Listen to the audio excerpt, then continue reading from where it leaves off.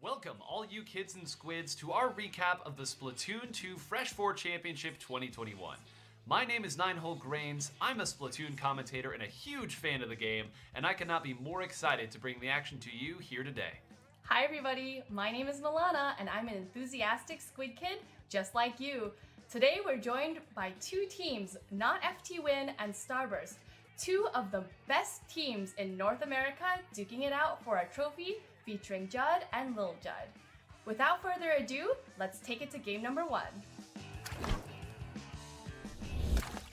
Game 1 was a story of decisive movement and trusting your game plan, and boy did these teams get it started early. That's right, Nine. We can see here Kyo getting an early splatted by Bran and Ice. And both members of Starburst moving to that advantageous positioning and, really just holding down that zone where they need to be. It's not easy to take back against this team, and take a look at how Not FT Win did it. Look at all those bombs flying from left to right, booyah bombs, suction bombs, splat bombs. Woo! Had to back all the way back and give up the zone there. Yeah, and we can catch that slow-mo replay in case you missed a little bit of that action. As we can see here, some of those suction bombs running in and trying to catch that zone from Not FT Win. And what is important here to notice is that two members of FT Win trying to combine their specials to hold that zone, and because there's power in numbers, Nine. There absolutely is power in numbers. I see what you did there, and this is actually a strategy that they used multiple times throughout this game. We actually have it from the perspective of Bagel this time, who is lined all the way back, tossing the suction bombs from as far away as possible, understanding that they need to stay on the map if they want to take the zone. Out the corner of your eye, you'll also see that Kyo had jumped down with another bomb rush as well. It was just enough to take the zone back as they were on the verge of defeat. With just over 10 seconds left, they bought themselves some more time. And like we said, positioning. Biscuit here is taking kind of a dangerous position and unfortunately gets picked off by Ice, but Ice here using that pick to make space and take a more advantage spacing so that they can protect the zone. The two teams traded punches back and forth through the rest of it until this final decisive hold here from FT Win. Bagel once again gets it started out with that suction bomb rush, but take a look here, holding down this area by this fan to ensure that his teammates could move up. You're going to see here just in a moment, Kyo backs up here next to Bagel and uses another bomb rush in order to force the members of Starburst all the way back. Once they got this portion of the map, Milana, they never let it go. That's right, Nine, and we see that timer ticking down, and this was the decisive play that gave them the victory. A fantastic game number 1, and let me tell you, when we saw that game number 1 looked like this, we knew we're in for one heck of a set. And speaking of that set, let's go ahead and throw it right into the middle with game number 4.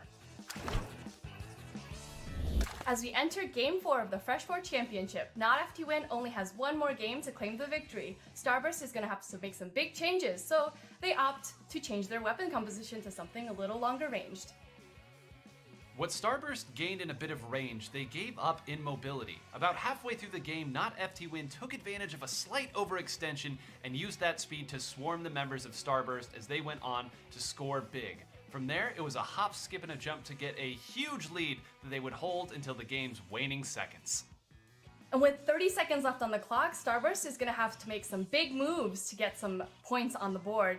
Brandroid taking that left route over there and getting a pick off of Not FT Win is going to be huge. It's going to give them a little bit of area to move forward, and it's going to make Not FT Win retreat. They took advantage of that almost immediately. You can see Bran and Jared at the top of the screen attacking Not FT Win's flank.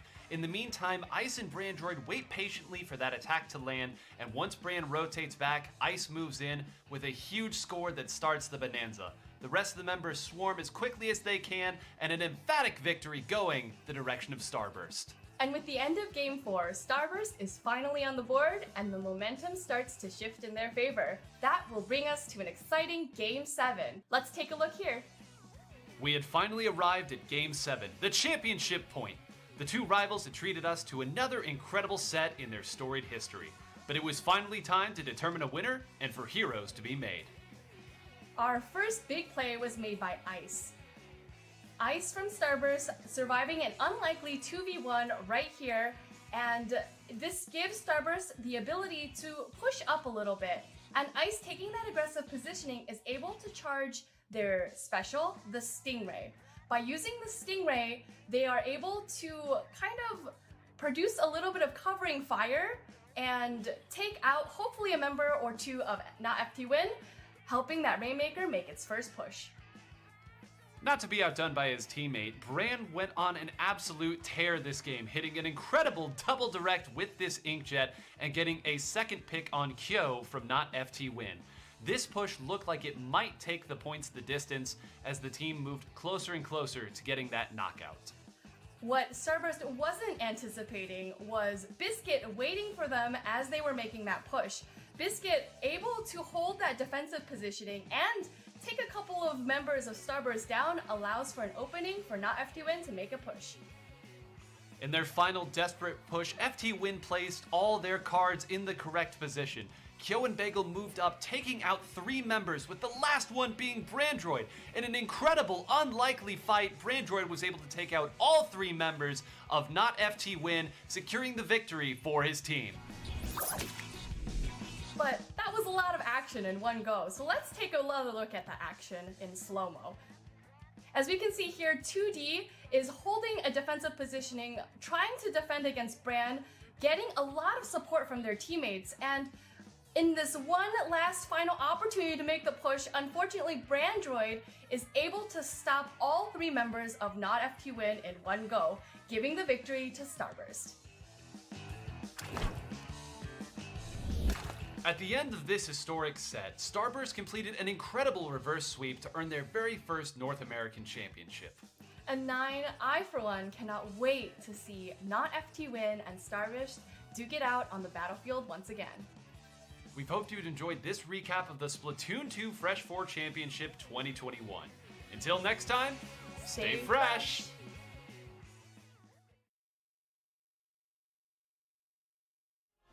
Whether it's to play your favorite game,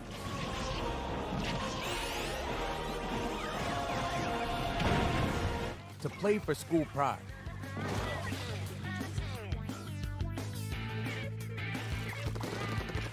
or for the thrill of competition, play competitively with Play Versus. Visit playvs.com today for more information.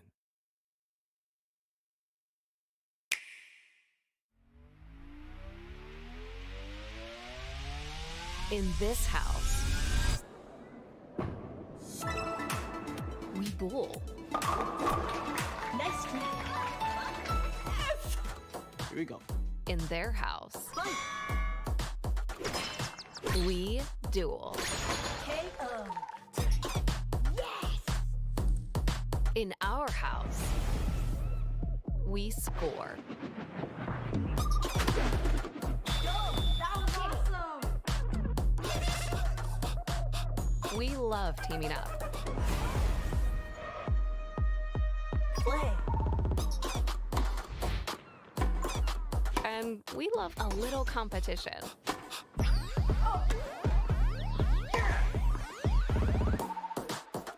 Oh, it's okay. You got it next time. You got it next time. Ready? Whether it's with family, friends, or rivals near and far. This is the end. So whichever sport you choose, victory could be just within reach. You ready to play? Nintendo Switch Sports. Available now only on Nintendo Switch.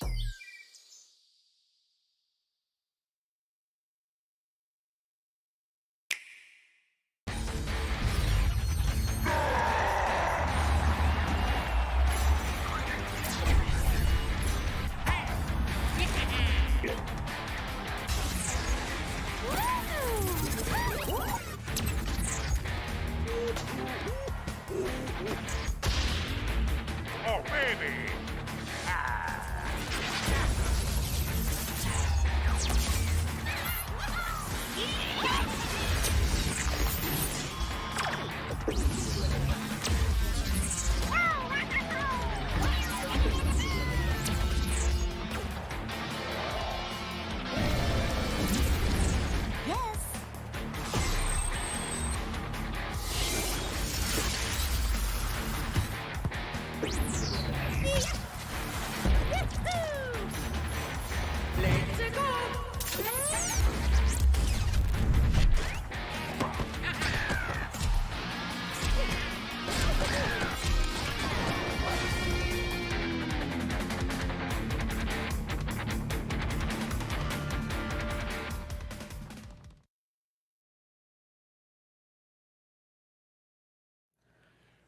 Well, happy summer to everybody, and welcome into the Splatoon 2 Inkopolis Showdown 2022. Thank you so much again for joining us. Jordan Kent here, your spray-by-spray host. Great to be back in the seat, and joining me, two of the finest Splatalists from all of Inkopolis. We have Nine and Milana, and before we get to the tournament, 4 teams duking their way to a championship here today.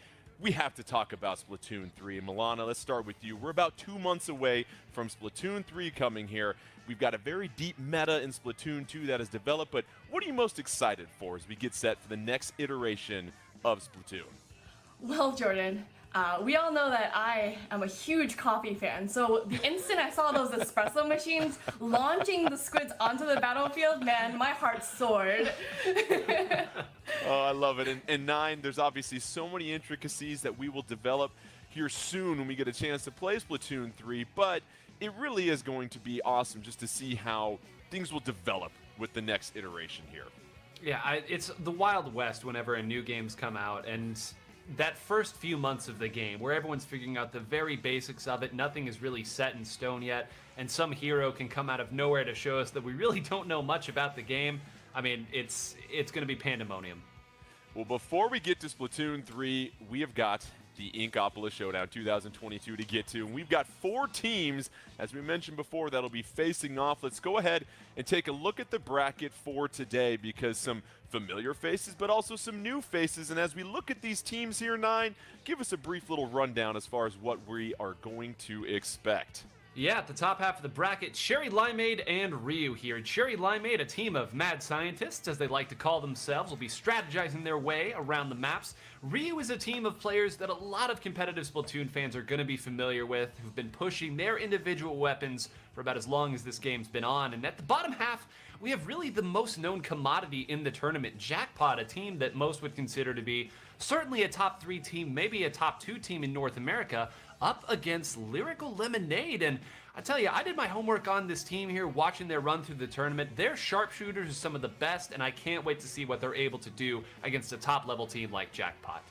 Yeah, Lyrical Lemonade, Cherry Limeade. I got to get my straws ready because that just screams summer for me. And let's take a look at the semifinal breakdown, because that's where our action is going to begin. It's best of 5, and it's a single elimination bracket, as we mentioned, and here are some of the game modes that we'll see, all the ones that you're familiar with: Rainmaker, Clam Blitz, Tower Control, Splat Zones. The team with the lower seed will choose the mode for the first game. The other team will choose the stage after the very first game. It'll be the losing team that'll choose the mode for the next game, and the winner will choose the stage. As a reminder, you cannot repeat stages, and you can only repeat game modes once you've gone through all 4 game modes. And we'll let you know more about the grand finals when we get there. But Milana, when we look at the current meta for Splatoon 2 at a highly competitive level, you better bring your shooter, you better be able to move quickly, and expect to see a lot of Kensa 52 gals and Kensa splatter shots here today. Yeah, for sure. There are going to be so many shooters that are going to be bringing their A game to this tournament. We might see something like you said, a Kensa 52 gal, maybe a Kensa splatter shot, Splash-O-Matic Neo, and obviously the very classic NZAP 85 and the Splattershot Junior to give a little bit of support where it's needed. Let's go ahead and let you know what they will be playing for. Of course, there will be some spoils going to the victor. We'll whip through that here real quick. A gaming chair, a Splatoon 2 Inkopolis Showdown 2022 trophy, 10,000 My Nintendo Gold points, a gaming headset, Splatoon 2 jacket, backpack, Nintendo Switch carrying case, and of course all the bragging rights that come with that. But Nine, we mentioned some of these teams, and this is an opportunity for some of these units to claim a championship, and it's already been very competitive. But when you get to this level and you get to a Final Four and you've got to go through semifinals and grand finals, what have you seen from your experience as far as what separates you from the rest of these elite teams? Composure, in a word, and that's the one that we always use, because I think a lot of people may say, well, maybe the top teams didn't show up to this tournament. But you got to understand there's a lot of pride in these teams. If you put a lot of teams in a bracket and say, go get first, they're going to bring it. So there certainly is pressure on these teams, but there's a lot of excitement as well. If you listen in on the comms that these teams have, some of them were streaming a little bit earlier. Every time they got a splat, there was screams, there was jubilation, and I just can't wait to see what they're able to bring when that excitement hits the fan. As we get set for our first game here, Milana, it has been really fun to see over the lifespan of Splatoon 2 just how the competitive scene has grown, how we've seen new faces really come into the foray and start to establish themselves, which means the player pool, the competitive pool, as we make the transition to Splatoon 3 here in a couple of months, will be larger than anything we've ever seen before. For sure. And you know, I've heard from the community. I know a lot of people who are really interested in the competitive gameplay, but they're really not willing to make that step into competitive gameplay for Splatoon 2. They're kind of taking it a little bit slow and waiting for Splatoon 3 to get here. So I'm looking super forward to seeing what kind of new players will show their faces in competitive Splatoon 3. And Nine, you and I were talking. When teams are this skilled, and especially with the team comps that we're going to see, a lot of shooters, of course, you've got a couple of backline weapons to choose from.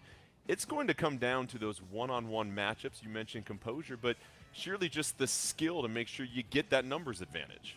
Yeah, this is a fast-paced game, and anyone who's followed this game knows that you can come in with whatever game plan you want, but there comes a moment in every match where that game plan goes away. You get popped a little bit, you're on the back foot, and that's where you really need to have the execution to go along with your composure. Because again, anyone can strategize, but can you keep it together when it's mattered most? The ever-familiar drum and guitar riff welcomes us to the first game of the Splatoon 2 Inkopolis Showdown 2022. And let's get set to pump some iron at Muscle Forge Fitness as we get set. Taking a look at these loadouts here at 9, what stands out at this current state? Well, we said right off the bat that Cherry Limeade was going to throw something at you that you weren't familiar with, and how about this? Pika, who has been pioneering the Bloblobber since it first came out, is one of the best pilots of it at this level. It's a weapon that's very, very difficult to deal with if you aren't familiar with what that chip damage looks like, although right now, after an early takes, it looks like Ryu found the answer they were looking for. Exactly that, 9. Ryu able to get the 4-1 advantage for a moment against Cherry Limeade. Now, Milana, Cherry Limeade, you're on that back tentacle. What do you have to do here to try and reclaim this zone? We're seeing it right now. We see Shiny popping those bubbles and really just utilizing those bubbles to try to take the zone. Unfortunately, it is not quite enough. Maybe if they had combined just maybe 1 or 2 more specials along with that, that would have been a little bit more successful. Finally, Cherry Limeade able to reclaim the zone. Here is Krim. Right now, just eyeing the zone, inking it, trying to provide a little bit of support for their team, dodging these Tenta missiles, but right back at it. Ryu claiming the zone here, 9. Yeah, and that was actually a great job. You saw that they had sent Lily off to the right side of the screen to try to make a play there and attack, and it does look as though we have a disconnect here for one of the teams. It does look like one of Ryu's players DC'd, so that's why you see them sitting about here, but it was a really good take back. Whenever you have a situation where you've thrown 2 bubbles at the opponent and they manage to not get taken down and not give up the zone, it typically means that they were ready for it and that they found their way around it and that specials aren't going to be enough. So that time you saw that they had split it up ever so slightly. So it'll be interesting to see here what that adaptation looks like as the games move on. And per the tournament rules, if there is a disconnect after 5 seconds of action, you continue with the game. So Cherry Limeade, a bit of fortunate luck. They'll go ahead and take this first game, but it's part of the realities here. And so Cherry Limeade, we saw though, Milana, this wasn't just necessarily pure luck. They did a great job of getting back and reclaiming the zone by timing up some of their specials together as they will take the first game courtesy that DC. Yeah, I think one of Cherry Limeade's greatest strength is, like Nine said, their composure. Just being able to, you know, have their head on straight and just go back into the action. So the game does count here, Nine. So Cherry Limeade getting on the board, 1-0 advantage over Ryu. And so if you're Ryu, a little bit of bad luck right there, Nine. How do you recompose yourself and get set for the next round here, knowing that you kind of just dug yourself an 0-1 hole? Well, you get the counter pick, and that's always nice, using the system you talked about earlier, but by the same token, you know it is one game, and you can give another one to the opponent as well if necessary, and you have to feel confident that you were at least pacing even with them, maybe pacing ahead. If you're able to hold the zone through a double bubble blower push, that means clearly you're confident. So, again, this team's seen everything here. They understand this is a part of it. It's a reality of online gaming. They'll be back, and I expect to see a great game from them here. And that's the thing, Milana. We couldn't really take a whole lot from that matchup because that DC happened rather early into it. But looking at the comps of both these teams, Cherry Limeade is a bit of a unconventional build, and sometimes when you get to these high-level plays, you have people that go with the flow of the meta and others that want to swim upstream against it. How do you go and form a team comp that'll be anti-meta at this point in Splatoon 2's lifespan? I know, having spoken to Cherry Limeade, they do go into what we call the lab a lot, and what they do there is they pick a lot of different kinds of weapons, and they try it. They try unconventional methods of playing those weapons. We even saw Shiny playing I believe the custom E-Leader, which is not usually a common pick, especially for high-level competitive play, given that it has bubbles instead of rain. And we see Shiny using it really, really well. So being able to go into the lab and try different things and using just an unconventional way of thinking is probably their biggest strength. And Nine, when you look at obviously these comps, we see a lot of common weapons amongst these comps, but even with the specials, what's the goal of the specials when so many of these teams are built upon aggressive one-on-one play with shooters and mobility? Yeah, I think it partially depends on what special you're referring to here, but a lot of it, especially when it comes to zones, is displacement. And we've used that word a lot here, but essentially when you are running a comp that has so many shooters, if they're away from the objective, they don't really get to do a whole lot. They have to swim away, they have to swim back. Of course, they don't have a ton of range. That's, part of the flaw, but also why they're so fast. But that's really the goal, is you get people away from the zone, you scatter them so that they can't team up again, they're easier to identify where they're coming from, they're easier to rotate to, and they're easier to pick off. So when you see them throw 2 bubble blowers at the same time, or a set of Tenta missiles alongside an ink armor timed up with it, really it's all predicated on spreading the opponent out so they're that much easier to deal with. Divide and conquer, who knew? Hey, it sounds great, because this displacement here, Milana, it's all about getting that numbers advantage. That's when you can push objective, because it's really hard 4v4 to push the objective against these very, very skilled teams. Yeah, so by being able to kind of quarter the enemy team a little bit, and maybe taking one of your accomplices with you to get those splats, it definitely makes it a lot easier to be able to get that turf control and to be able to push back into the objective. And with Splat Zones 9, a lot of high-level competitive players know this, but folks that are maybe dipping their toe into the competitive ink pools here, it's not just about securing the zone. Successful teams are then able to extend beyond that zone and apply that pressure on the other team, which then kind of puts that other team in double jeopardy because they've got more than one thing to be concerned about at that point. Yeah, the thing that you don't want to be is passive, right? I mean, you can play, defensive, you can play aggressive, you can rotate around, whatever you want to do, just make sure you're active as you're doing it. If you take the zone, sit near the zone, and wait for the opponent to come to you at this level, that's not going to work. They're going to build up their specials, they're going to identify where the defenders are, and they're going to come back in. You can use that time after you've taken the zone to push forward, build your special. After you've built your special, then maybe you can rotate back, but use the time that you have wisely, because once the fights start, you're not going to get a moment's rest. And you really won't, and we see teams fall into this sometimes, Milana, especially as they're learning to work together as a team. When you are on the defensive and trying to reclaim the zone, that is when, more than ever, you really have to communicate and make sure everybody's in sync, because if you try to go one-on-one at that point, that's when the game can really spiral out of control. Like you said, communication is key, and being able to communicate well with your teammates and put your intentions out forward is super, super important. Clam Blitz, Port Mackerel. Let's go ahead and get this thing rolling here. Fortunately, in Inkopolis, inflation is yet to strike, so it's still 10 clams for Power Clam. Nothing has changed there, but a game mode here, Nine, where there are a variety of things that you can do, but controlling the turf and having the majority of the clams is still one of the top 2 things you're looking for as a team. It is, and this is such an interesting map to play Clam Blitz on as well, because typically when people talk about Clam Blitz, it's about overall wide map control. Some people say you almost play Turf War in order to control it, but this map really makes it a much more narrow game here. Of course, you've got the alleys that you have to control. If you have range, you can deal with that. As Kiwi gets an incredible shot onto Shiny, and already they just need one more Clam here on top. They have enough. Can they score them both? It looks like maybe not. Kiwi's still there. They need one more Clam. Can they find it? What an emphatic victory, Jordan. You asked me if they were going to be able to bring it back in that second game, and perfection? A haymaker as soon as the bell rings. How about Ryu coming right down the hatch and a knockout on their very first opportunity to open the basket. And Milana, you really can't get any more dominant than that in Clam Blitz, and we saw it at a particular point. It was 4-1 on the map, and that's all it takes on an opening push in Clam Blitz. You really can't script it any better than that. That was probably the ideal Clam Blitz match. Just watching them being able to hold that basket and being able to prevent Cherry Limeade from pushing back in.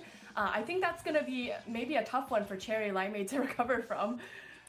So Ryu, after losing the first game because of a disconnect, answers back and wins Clam Blitz on Port Mackerel in less than 30 seconds. So if you blinked, you missed it. We're now 1-1 as we get set for the third game here. And let's talk about responding here, Nine.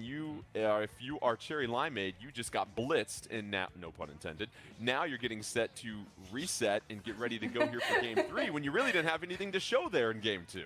Yeah, first of all, I don't believe that was no pun intended. Yeah, I refuse to believe myself. it. I'm but sorry. Not sorry. It's a great question because Clam Blitz is Cherry Limeade's go-to mode. It always has been. They've been kind of pioneers of that, even when they were separate players before they came together. So were that any other mode, I would say, well, they've got Clam Blitz to go to. Now, as it stands, you lose a game in that fashion. Okay, sometimes it's the map, it's hard to get back in, but there was a pacing problem in that. It was neutral at the start, and then they did start to feed in and get taken out. So first and foremost, they have to take a moment here to take a breath, and then it's going to be, I think, a difficult pick because both of their favorite modes are already out. Do they want Rainmaker to try to outpace them, or do they go for a much more fight-heavy comp and try to go for tower control? And that's not going to be an easy answer to find.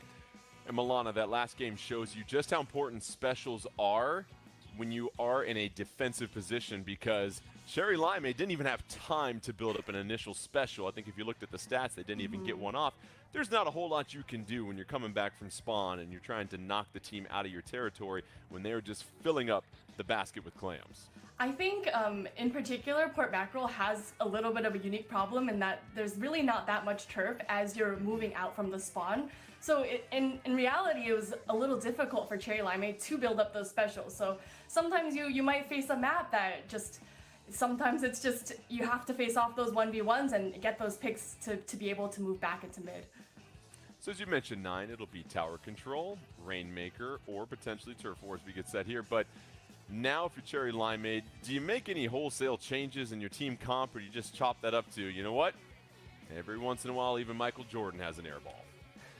Well, you know, for most teams, I would say you don't go wholesale. You go with what brought you here. But Cherry Limeade is known for changing up their comp wholesale. Really, they only have maybe one or two of their players who stick with one weapon consistently. So I wouldn't be surprised if they had planned for this map and mode, whichever one it's going to end up being here, and they have a comp designed exactly for it. Now, on the other side, of course, Ryu probably isn't going to change a thing. Even if they lost that game, I don't think they would have changed a thing. And there Maybe is just an a Ethernet comfort cord. Right, yeah, maybe that. Hey, never enough of those. But, Right. I mean, it's so important, I think, that if you are going to make a wholesale change right, that you understand that you have to live or die with that decision because, I mean, again, the way that game ended is so difficult to stomach. We can say stay composed or take a breath here, but there's, like you said, really no information that you can take from that. So as they get set here, let's assume it's Rainmaker here, Milana. We're just taking a wild guess as we get ready for them to get rolling here soon. With Rainmaker, it's another game that can end very quickly if you lose neutral, as you like to say, in the beginning. Anything you feel like Cherry Limeade needs to be a little bit more prepared for when they come out the gate against such an aggressive team in Ryu? I think if it is going to be Rainmaker, it's going to be a difficult time for Cherry Limeade to push back because you know, Ryu just plays, like you said, such an aggressive comp, very, very fast-paced, and, you know, Rainmaker is probably the best mode for a comp like that. So I think Cherry Limeade is really going to have to make those picks count. And with the available game modes still to play here, Nine, how important is a good start in, let's say, tower control? Does it still have the same weight as Rainmaker, or in tower control do you have a little bit more time because of those checkpoints and because of how long it takes to get the objective to the goal? Yeah, it's certainly, a lead feels much safer in tower control, right? There's no disputing that with Rainmaker, 3 people go down in a freak suction bomb that lands in the middle. Your last person is off on the side in a fight or doing whatever they are, and you lose the lead after you've been winning for 4 minutes. Certainly the lead feels safer in tower control. So I would say, kind of to Milana's point, and I would agree, the speed of Ryu is going to make it very difficult for them to keep pace. And Cherry Limeade, for all their strategizing that they go to, they don't really have a true 3-shooter speed comp. It's just not what they're geared for. It's not what they're comfortable with. And certainly pulling that out now, I think, would be ill-advised, even for mad scientists like them. So I would expect to see tower control here. Probably try to go for a more measured pick. Maybe put Shiny on a Stingray weapon and try to play that mode that has been maybe the most developed and most controversial as this has come out.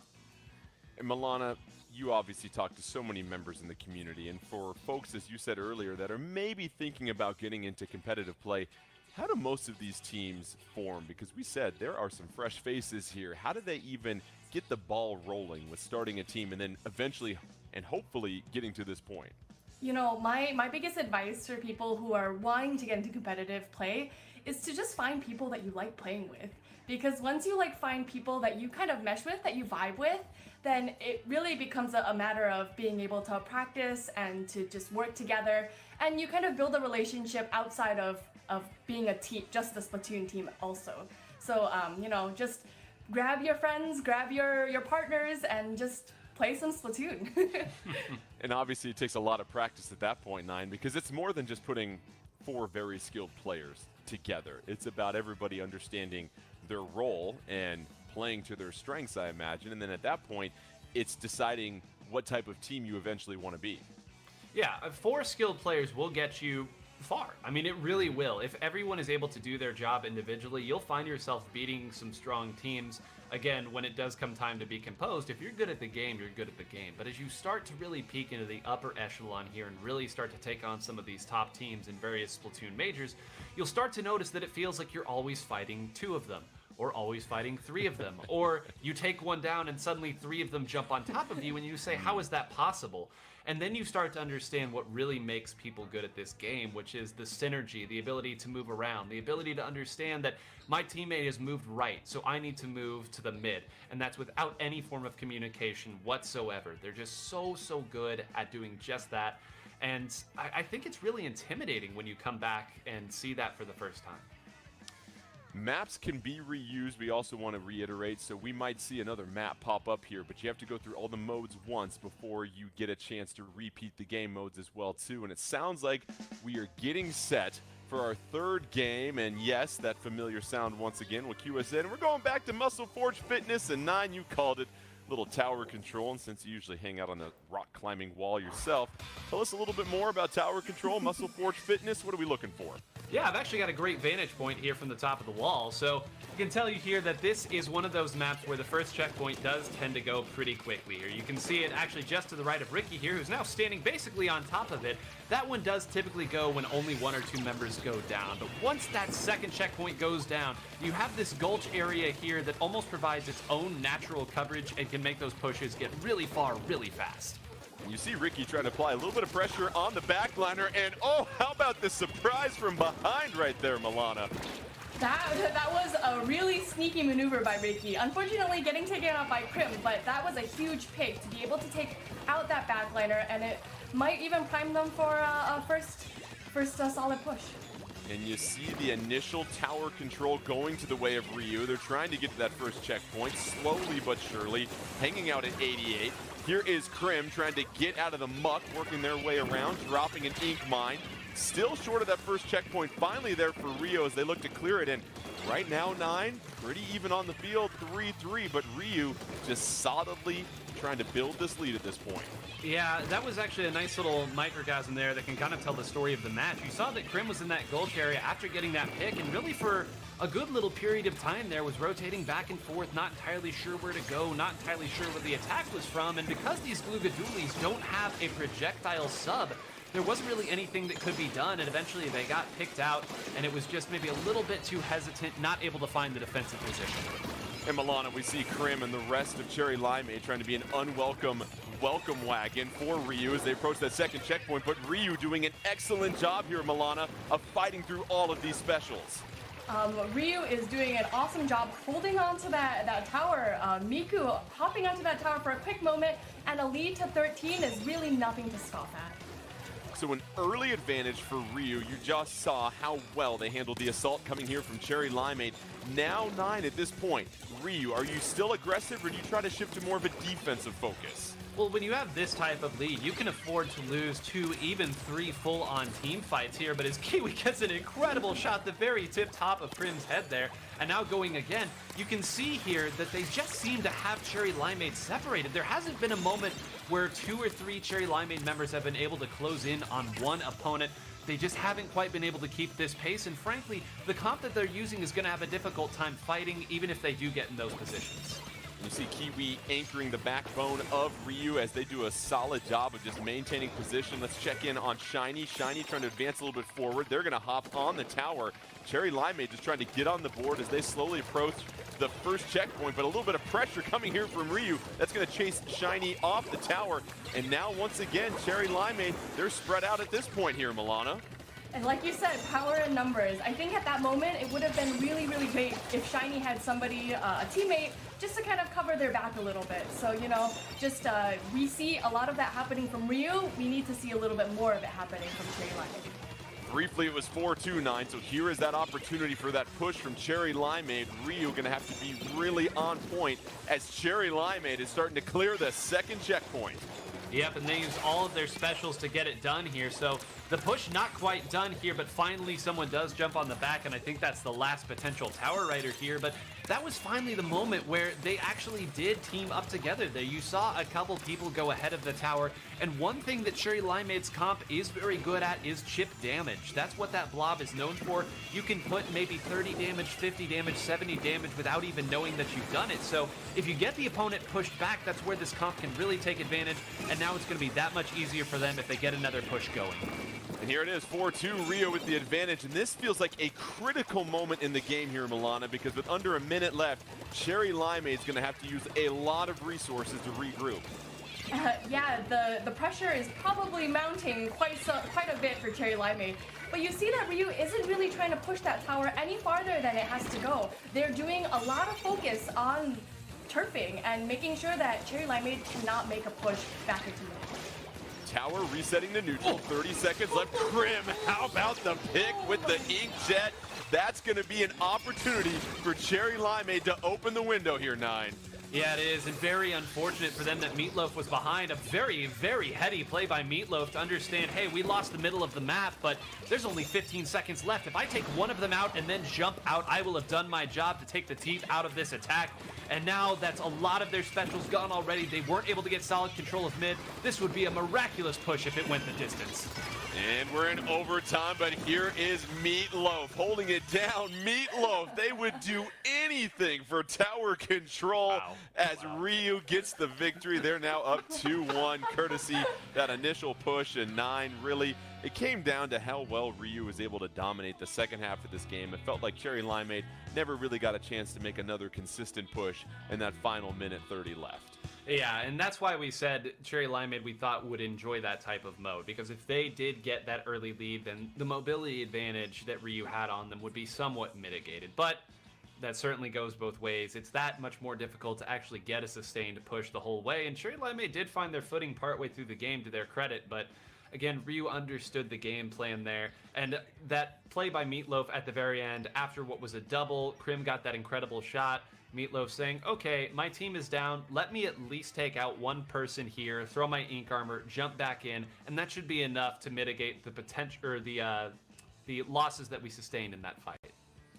And another game here, Milana, with Ryu, where their opening push either gave them a knockout or essentially was the winning play, because we saw their very first push got to 13. You called it out. That completely changes the perception of the game moving forward when you've got that type of lead. Yeah, so when you have that type of lead, you might opt to play a little bit safer, especially on a mode that's not quite as fast as Rainmaker, a mode like Tower Control. So by just having that just room to breathe, I think is really, it's good for the mindset. It's good for going into the game as well. Margin is very important for everybody in every phase of life. So as we get set for Rainmaker here, 9, of course, this can be another very fast-paced game, which is played well to the advantage of Ryu. If you're Cherry Limeade, it feels like all the conversation should be about how do we sustain that first initial push coming in from Ryu. Yeah, they've really lost fights at the beginning, and we've talked about this a lot on previous casts, Jordan, but the beginning of the game is the one time where everyone's specials start out equal, which is they start at 0. And for those of you maybe unaware, you lose a significant portion of your special meter when you get splatted. At the beginning of the game, in those first fights, everyone's special meter is a little bit lower, which is why you see some of those early pushes go the distance, because they have that much more time that they have to take in order to build up their specials for the defense. So, to that note, for Cherry Limeade, maybe you have to play a little bit more passive at the start. Maybe it's playing passive that's gotten you into these positions. But I agree entirely, the tail of the tape is there. It's been those early pushes in the opening. You've been able to play the game pretty well after that, but it's just been too big of a hurdle to overcome. And that's what it feels like, Milana. If you're Cherry Limeade, maybe you go back to Splatoon 101 basics. Ink Turf, build up special, make sure you stay far enough away from Ryu to where you at least have a chance to engage with them with the special. We've seen over the last 2 games, as long as Cherry Limeade has specials, they can go toe-to-toe with Ryu. If it's just neutral, it's been Rio 2-0 in the last 2 games. But you know, Cherry Limeade is probably one of the best teams in this top 4 to be able to turf and to be able to paint. They came out first in the ladder just from playing Turf Wars, so they are certainly capable of building those specials and pushing back in, so don't count them out yet.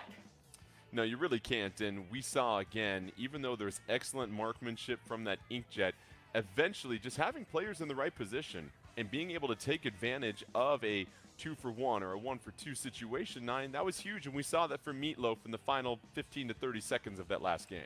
Yeah, and Milana hit on this earlier, but that's one of the benefits and one of the reasons why we've seen so many shooters come in, because, well, they don't excel at any one thing aside from, you know, turfing and building special, which I guess is a pretty significant thing. It's also a weapon kind of the backbone. That's maybe. It's also a weapon that's never really in a bad position. Surely, if you get cornered and 2 people are firing at you, that's a bad position for any weapon to be in, but you can find yourself in positions where you can sneak over and attack an opponent. You're just mobile enough, and in a lot of those one-on-ones with them in those awkward positions, you're going to get a victory. Rainmaker, Sturgeon Shipyard. So let's go ahead, dock up, watch how Ryu will try to advance to finals. They're up 2-1, and Milana, looking at this map with Rainmaker, what are some of the routes that you really have to be mindful of here?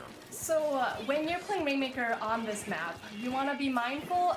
You can go pretty much one of many routes, but you can go to the left. I have trouble with my left and right sometimes, so I like that. But so you can take the route to the left on top of the block into the enemy base, or you can opt to go up the sponge, kind of down mid. So, and you know, Meatloaf is really getting those picks on Cherry Limeade and just showing you that, you know, this junior can be played pretty aggressively. Meatloaf serving up some calamari here in the first minute, and 9, once again, Cherry Limeade tried to be aggressive. They tried to go for the Rainmaker. Ryu just sniffed that out early on.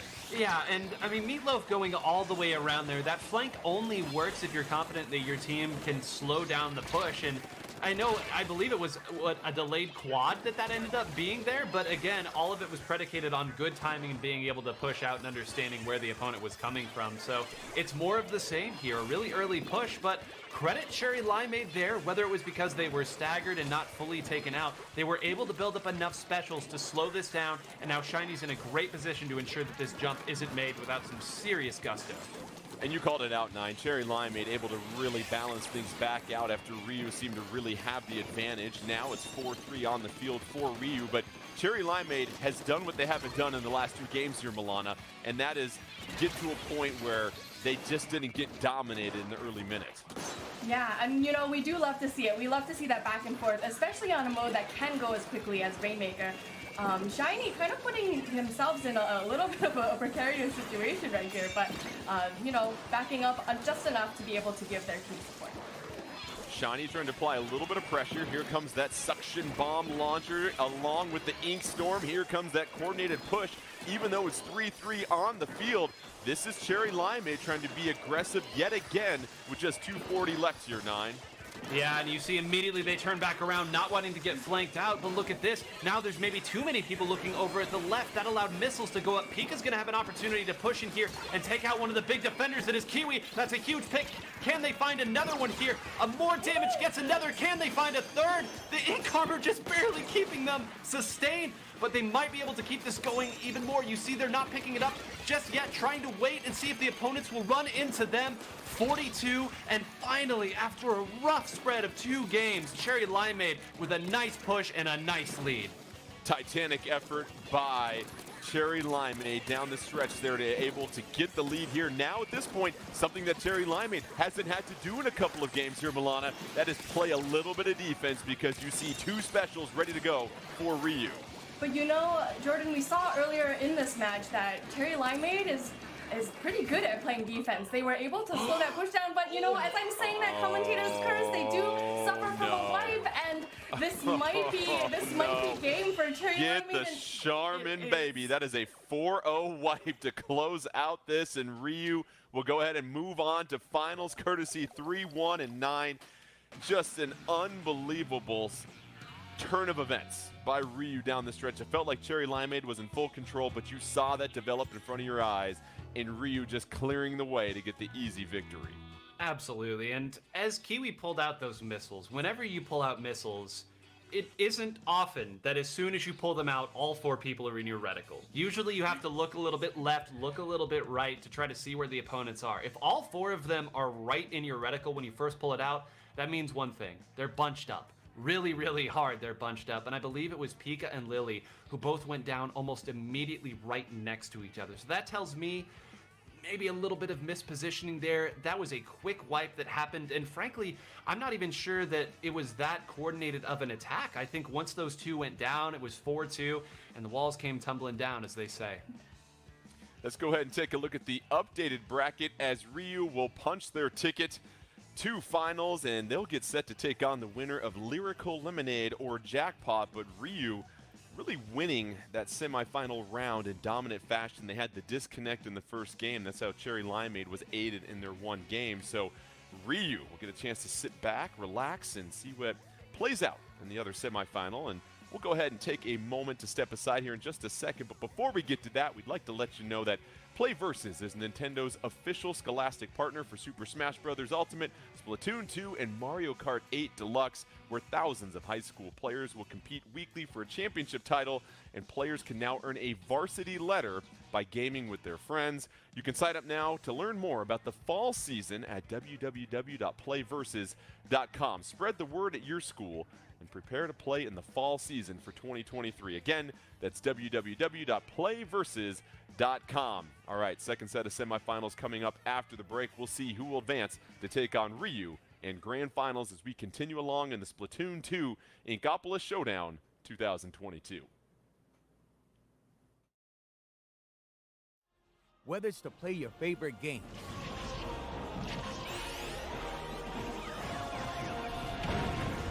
to play for school pride,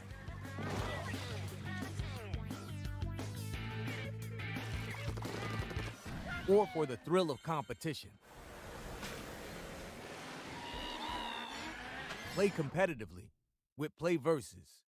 Visit playvs.com today for more information.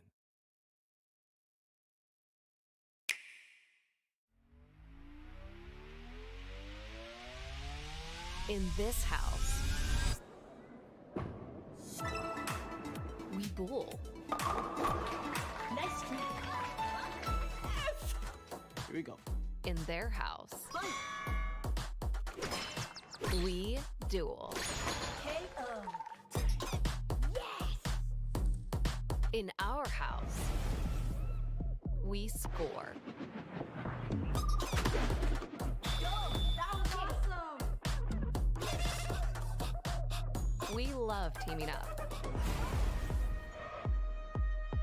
Play. And we love a little competition.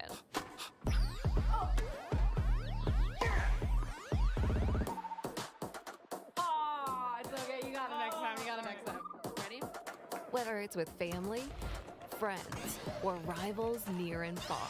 This is the end. So whichever sport you choose, victory could be just within reach. You ready to play? Nintendo Switch Sports. Available now only on Nintendo Switch.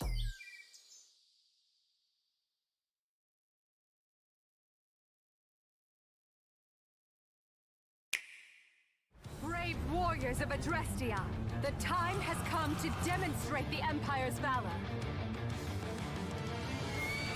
We strike at the Imperial Army today. The party's already starting, huh? We have to figure out exactly where we stand in this war. Who knew the Ashen Demon had that kind of strength? I can't believe one fighter could turn the tide of an entire battle like that. We'll claim victory over that monster together.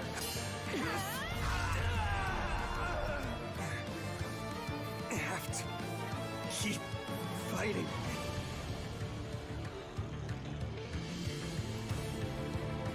Dying is without productivity. Have you ever read any chivalric romance?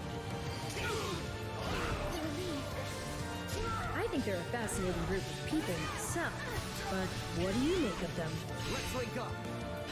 Are you ready?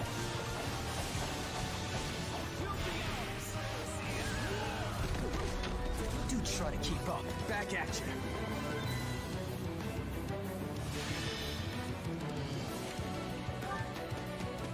Best way to honor my fallen comrades is by training hard and growing even stronger.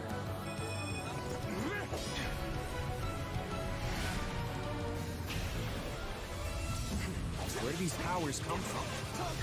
Power itself is neutral. The good or evil comes from the one who wields it. One day that sword might overtake me, and I'll turn into a monster. Not so fast, you two.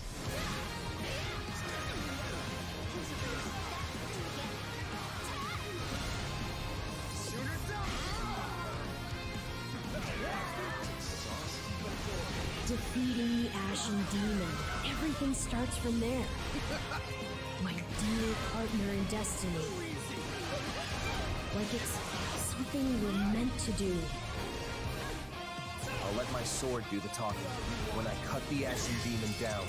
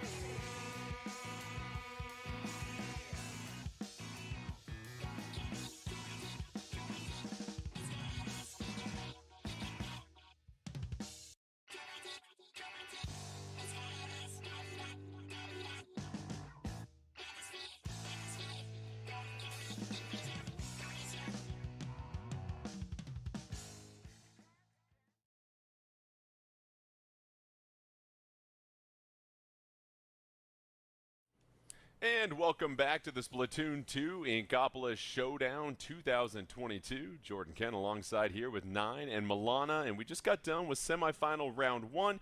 Let's go ahead and check out the bracket and see semifinal round 2, which will pit Jackpot against Lyrical Lemonade as we find out who will face off against Ryu in grand finals. And 9, tell us a little bit more about Jackpot, a team that you have pegged as potentially the favorite in this tournament. Yeah, absolutely. They are about as strong as it gets in terms of the accolades of these teams right here. This has been a team that certain variants of it have placed top 1, top 2, top 3 at tournaments that have even featured some of our heaviest hitters here. So to say that they have accolades would be an understatement. And they've been able to do it over a lot of different metas by being comfortable with what they use. Leafy, Legend, Jared, Madness, and .Q if necessary have been pushing their respective weapons for years now, and they have absolutely earned all of the praise they're getting today. And let's check out the rule set once again for semifinal 2 as we get set between Jackpot and Lyrical Lemonade. You're going to have the 4 game modes: Rainmaker, Clam Blitz, Tower Control, Splat Zones, and then of course the team with the lower seed will choose the mode for the first game. The other team will choose the stage. After the first game, the losing team will choose the mode for the next game, and the winner will choose the stage. And those are your stages: Walleye Warehouse, Sturgeon Shipyard, Port Mackerel, Muscle Forge Fitness, New Albacore Hotel. Of course, a stage can be repeated. You must go through all 4 game modes before you repeat them. So Milana, Jackpot, a team that is very good, very aggressive, especially in one-on-one situations. If you're Lyrical Lemonade, how do you try to offset this to give yourself a significant chance in this matchup? From looking at Lyrical Lemonade's, weapons that they might use for this next match, I kind of expect that maybe they could take a little bit of a sneaky approach, so that you let Jackpot have their aggression. You know that they play at the top levels, at the top of their game, but maybe you can kind of get those flanks in and be able to pincer some of those members of Jackpot to kind of give yourself an advantage. In 9, as we saw in the last semifinal between Ryu and Cherry Limeade, the start was very important. And you have to make sure, especially against a talented team like Jackpot, you don't give them the early advantage, the early lead when you don't have specials to return fire. You want to really make sure you extend that neutral for as long as possible in each game. Yeah, and it's easier said than done, right? I mean, how do you play perfectly at the start? You figure that out, you write a book, and you sell it, and you make lots of money as the Splatoon community flocks to buy it. But you're absolutely correct in that everybody goes into the game understanding that that first initial bit can really, really go bad if you're not careful. But both of these teams, I will say, at least at their core, are somewhat similar in their philosophy in terms of how they're going to attack. Now, Jackpot has maybe a little bit more range as they try to do it than Lyrical Lemonade does, but both of them are going to try to team up, get the attacks there. Milana, you said it well with flanks and pincers there. So it wouldn't surprise me if one or both of these teams are willing to even let the opponent maybe get the early objective. If it reveals their position, get their attack there, and then maybe make that big counter push in the first real push of the game. And Milana, we heard 9 say earlier, shooters have really no real weakness. Of course, there's other weapons that might do other things better than them, but why do you feel like shooters have really taken over the meta, especially at this high level of competition? I think just being able to play as fast-paced as a shooter does is really just it's the playstyle that pretty much every team has adopted, minus a couple of outliers. But a weapon like the Kansas 52 Gal, it can paint really well. It has really powerful splatting potential. It's only a 2-hit splat, and even having that wall to give it a little bit of defensive, I think is I think it's just really powerful, and it would be kind of a detriment to not use a weapon as powerful as that one. I mean, if it's right there, might as well use it, right? And so we're going to get set for Splat Zones at New Albacore Hotel here in just a second. And 9, looking at Splat Zones on this particular map, you've called so many of these matches here. What do you typically see? How do things develop on this stage? I smiled a little bit when I heard over the comms that was what we were getting, because this is a map where a lot of teams will make a big change here. I've seen double Rapid Blaster on this map from teams I didn't know could play Rapid Blaster. I've seen double backline here. I've seen people bring out Splatlings when you know, checking my notes, I didn't think anybody played it here. And it's just because if you opt to go with the same old on this map, it's going to be very difficult for you to actually sustain big pushes. It's very difficult to actually put meaningful pressure on this zone if you don't have a little range and ways to displace people outside of really maybe the only major weakness that shooters have, which is the lack of range in many respects. So I'm excited to see that now, and we talked about how both of these teams are pretty well going to stick with what we know them to run, but with this map in Mo, we may already be proven wrong. And so, Milan, as I'm going through my notes here and trying to figure out what they're going to pivot to here in just a second, when you go with range, you also sacrifice some mobility. So if you factor that in, let's say we saw this a couple games ago. I think it was Ricky that was able to apply a lot of pressure on the backside of a backliner with range. If you are one of those frontliners and you're going against a team that's got some range, what do you need to keep in mind in order to put your team in the best spot possible? You're gonna have to use the specials because the specials are the one thing that can displace the backliners most consistently. Well, let's go ahead and check into New Albacore Hotel Splat Zones. You see the one big open Splat Zone in the middle, and just like that, Jackpot will take control. Even though it's neutral 4-4, they've got one special ready to go as those Tenta missiles come crashing down to earth here, Nine.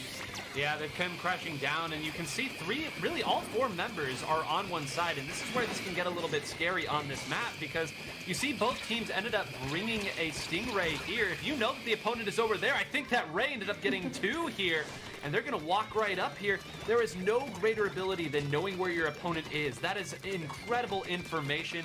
When you can target that many of them, it's going to be that much more difficult. And look at this. As they rotate around, they understand there's only a couple avenues in. They don't have a ton of range to push in. As long as they can go specials for special, they have to feel good. And Jackpot just bursting out of the blocks here, Milana, and now they have really got Lyrical Lemonade in a difficult position because this is a map where it's very hard to just quickly approach the zone. And you can see it makes it even more difficult to approach the zone because of that toxic mist coming out from that Jet Squelcher. And, you know, I think as much as Lyrical Lemonade put up that fight, I think it was Jackpot's to win.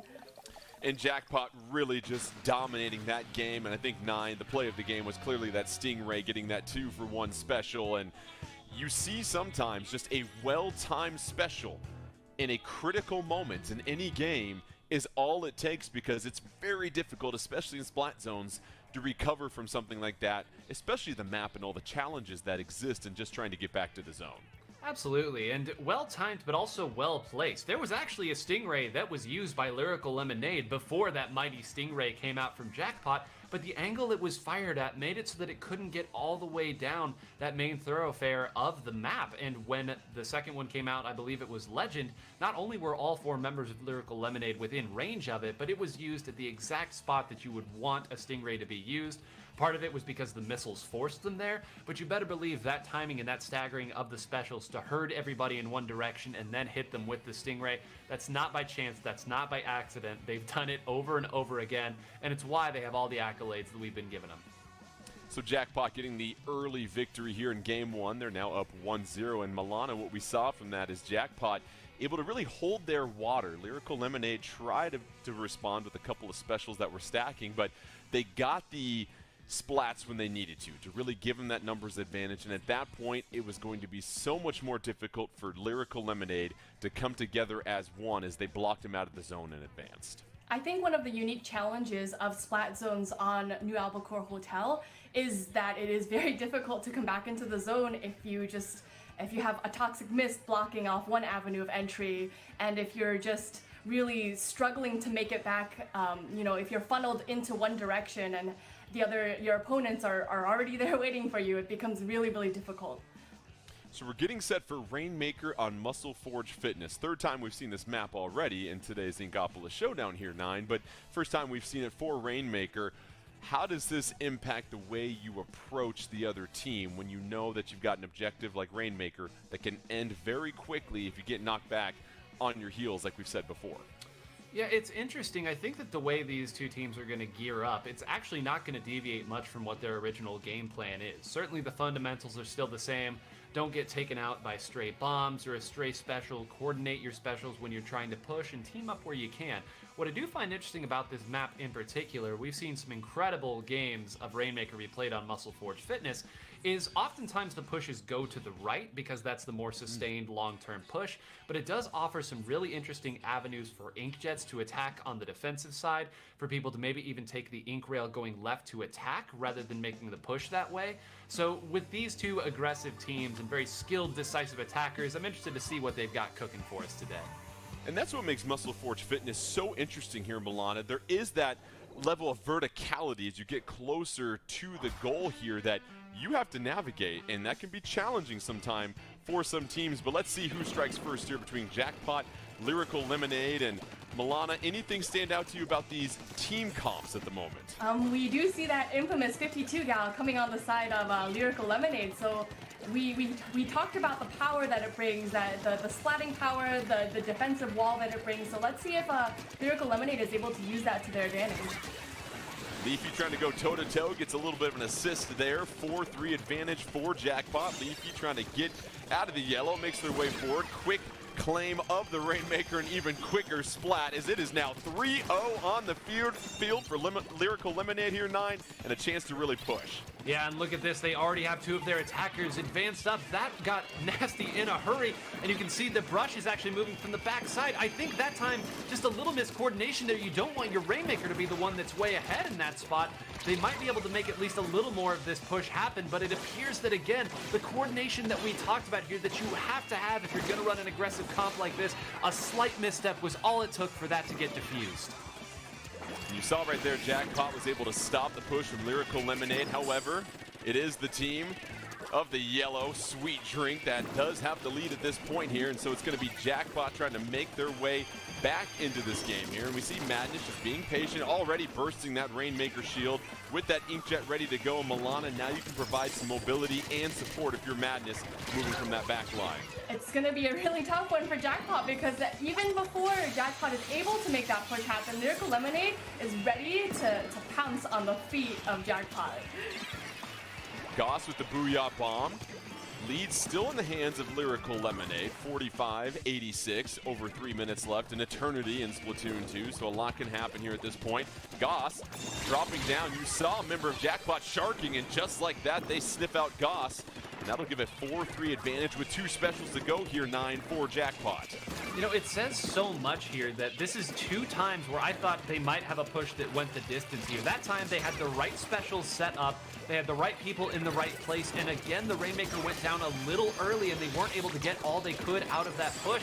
Now Legend's gonna have an opportunity here. There's just one more. Legend gonna back up and opt not to trade to try to get the quad here. But now look at this, all the work and all the control that Lyrical Lemonade has had might not matter as all as the lead does indeed shift.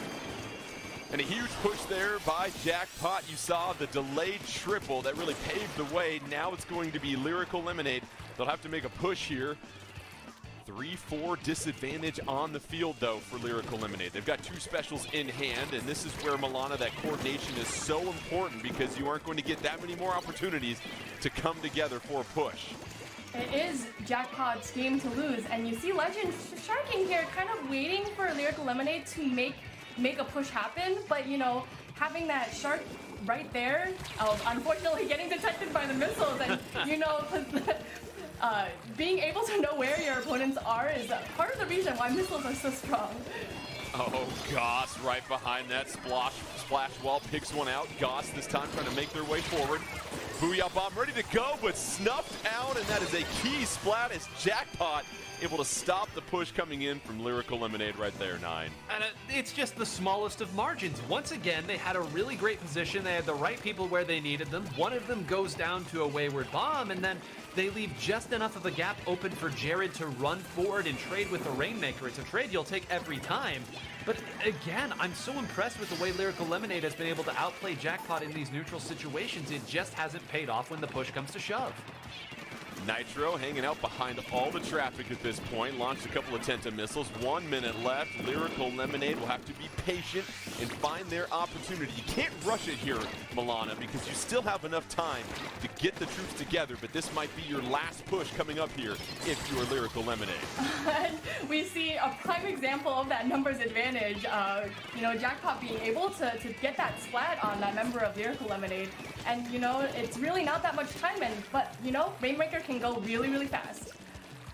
So you see a pair of members of Jackpot hanging out together. Leafy's gonna have those Tenta-missiles ready to go, try to displace them. Under 30 seconds left. Lyrical Lemonade will have to be flawless at this point. Misses with the Octo Brush, but able to get Leafy right there. So now it's 4-2, and here comes 9. A chance for Lyrical Lemonade. This is it. Just over 10 seconds left here. Take a look. Keep an eye on the specials. They don't have any immediately ready, and it is going to be something that took the Rainmaker down there. Can they get the pop in time to try to grab it again? No, no one's on the map, and we pivoted away right as that happened, but I have to think again. A wayward bomb or a missile, I don't think there was anybody running at them, and I mean, the story of the game, I really felt as though Lyrical Lemonade had a finger on the pulse of how that game was going, and they just weren't quite able to close it out. Jackpot really only had one push, Jordan. They really did, and we saw at the end there, 9, a suction bomb on the mesh bridge, and obviously you can't swim out of the way there, so a very difficult situation for Lyrical Lemonade down the stretch. But Milana, 2-0 now Jackpot, and you see it's just by a razor's margin, as 9 pointed out, in some of those key moments, and that to me feels like that's what really separates the great teams from the teams that want to get to the top. They can just make the plays when they need to most. Yeah, you can just see, like you said, the margin of error is just so small, and having teams be so well practiced that they can capitalize on these little tiny errors, that it just, you know that these teams are straight at the top of their game. So 1 game away from advancing for Jackpot, 1 game away from being eliminated for Lyrical Lemonade, but really, 9, in that last game, you felt like Lyrical Lemonade was going toe-to-toe with Jackpot, but at this point, for Lyrical Lemonade, it really feels like when you get to those key moments of the game, you've got to get those splats.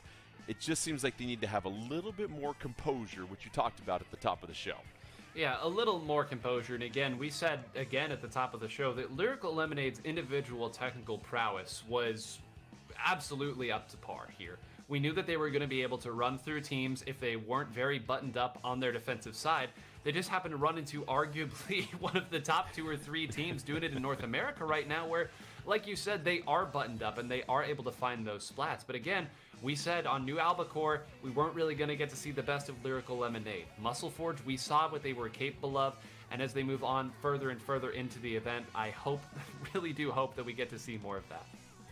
All right, we're going to get set for Clam Blitz on New Albacore Hotel here in just a moment, so we'll revisit this map again here, Milana. And with Clam Blitz, what seems to be that top-tier strategy? Because it feels like you can win these games a variety of ways. The one we saw earlier, it was a quick knockout by Ryu. How do you make sure you can put yourself in the best position when it comes to Clam Blitz? So for Clam Blitz, I think it's super important that you make your pushes count. So, you know, your team might have the football and you might break the basket, but if you're not able to kind of capitalize on that open basket, maybe it might be worth waiting a little bit. So being able to have not only turf control, but clams control. And of course, if you can get those 10 power clams, the ball is in your court here, 9, as you get a chance to navigate the map. And it really feels like those pushes, making that first one count, 9, when there's no penalty, is huge in order to give yourself the advantage when you get set here for Clam Blitz. Absolutely. I mean, we've always kind of referred to maybe under 60 as the point you'd like to get to. Half of the points that you score are given back to you as a penalty. So if you say beyond 60, that means that the opponent won't be able to equalize your score with 1 power clam and a little change. And every time you score, the opponent gets what we affectionately call the pity clam that they can then use to make their own counter push. But I will say, Albacore, a very, very smart choice by Jackpot here. They're going to be able to control the pace of this game and not get overrun. And a very wise choice indeed. You don't really see any major changes to the team comps here at this point. So let's see if Lyrical Lemonade can stave off elimination or if Jackpot can go ahead and move on to grand finals where they will take on Ryu. And let's go ahead and check out the action behind the perspective of Banana at this point. That ink armor coming out. Banana and the troops approaching closely here, trying to get that first splat. No luck there as Jackpot ducks behind the wall. Another splash wall coming out. So early on, this neutral Milana going on for an extended period to start off this game. But there, very quickly, 4-2 advantage for Jackpot. Yeah, this is going to be a prime moment for Jackpot to make a push, but like I said, they're not only going to have turf control, but they're also going to have that clams control. With 16 clams under their belt, it might be worth making that first push. Jared trying to advance the ball down the field in this opening quarter. Had a couple of lead blockers this time. Going to take it towards the sideline. Still plenty of time to work with here, and 2 specials ready to go. Here comes the ink armor, so Jared going to appreciate a little bit of extra defense. And here comes the first throw, a completion down the middle here, 9. And you talk about a patient push. Look at that. Jared, everyone knew where he was that entire time. He ran back, he ran forth, he waited for his teammates to get in the exact right spot. He knew that the opponents would jump out and try to hit him as he moved forward. He moves back, his teammates get the picks on there. You can't draw it up any better from a patient attack. What's the secret? They went to Jared. 2-0 advantage in these games right now, and a chance here for Jackpot to build a sizable lead, and there they go. Milana, we talked about it. Under 60 really puts you in prime position for the rest of this game. It certainly does. And, you know, even though Jackpot has a penalty of 29, you know, that's just like, you guys might have to help me with the math. A football and 3 clams, 4 clams to be able to tick down that penalty. They're going to need a lot to get to that point there. As you mentioned, at least 3 footballs and 1 clam to overtake the lead that Jackpot has built. But here they go. They've broken the basket again. Jackpot trying to fill it up. It's a clam feast as they're trying to get to finals here. Unable to provide any more pressure after that. You see the timer run down, but still a huge lead at this point. 9, 24-100 for Jackpot. Now you have all the flexibility in the world to do what you want to do in this game. I feel like you could make a movie about just how many people it's taken to take down Leafy every single time here. It was 3 people is what it took to bring this Kensa 52 down earlier. Here it took another 2, and all that time we're halfway through the game, and Jordan, I feel like Lyrical Lemonade hasn't been back in mid since the start. Forget a counter push. They haven't really been able to leave their sides of the grates. They really haven't, and that's what makes New Albacore Hotel so difficult to come back from. There really isn't a swift way to swim back into middle here, Milana, as we now see Jared with yet another power clam, and time is on the side of Jackpot as they can just pick and choose when they want to make this potential push yet again. Yeah, it's going to be a really difficult one for Lyrical Lemonade to come back, but as I say that, they do get that wipe on Jackpot, giving them an opportunity to make a push in, but do they have enough clams to make it a meaningful one? And a quick super jump into the basket, and this is a chance here for Lyrical Lemonade.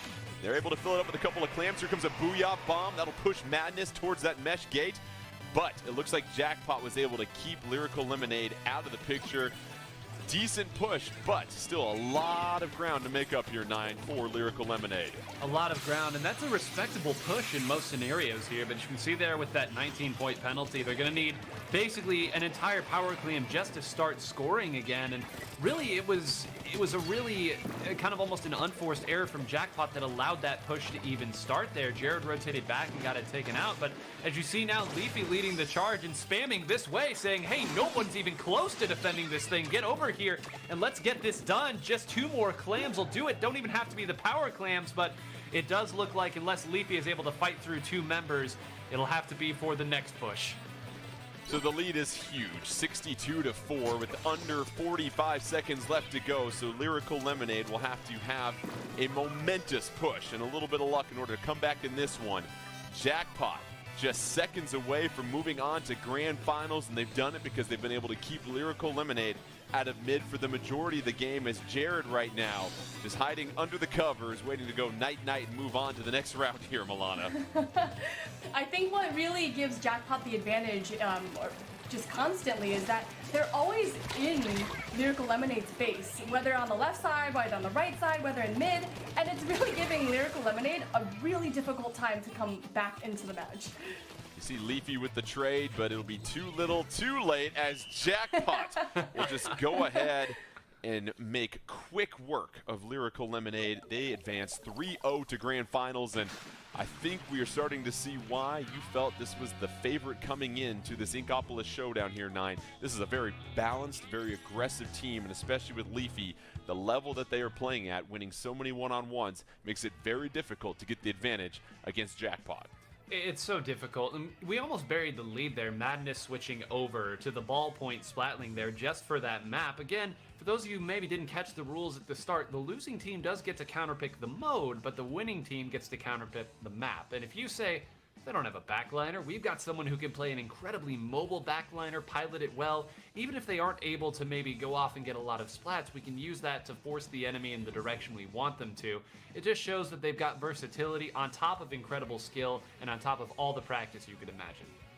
Let's check out the bracket as we get set for grand finals here in just a moment. It'll be Jackpot moving on, taking on Ryu. And don't forget, Ryu, the only game they lost was because of a disconnect. So 2 top-tier squads getting set to face off in grand finals. It'll be a best of 7. We'll cover those rules when we come back. But we're going to take one more quick break as we get set for those grand finals. But before we go, it's our opportunity to remind you that Play Versus is Nintendo's official Scholastic partner for Super Smash Bros. Ultimate, Splatoon 2, and Mario Kart 8 Deluxe, where thousands of high school players will compete weekly for a championship title, and players can now earn a varsity letter. That's right, by gaming with their friends. You can sign up now and learn more at www.playversus.com for the fall season. Spread the word at your school and prepare to play in the fall season for 2023. Again, that's www.playversus.com.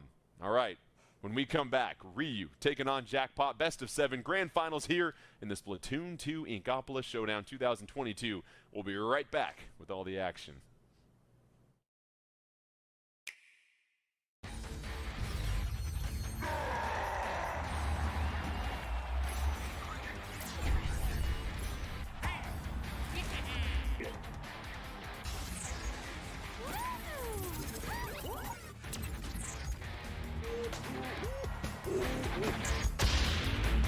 Oh, baby!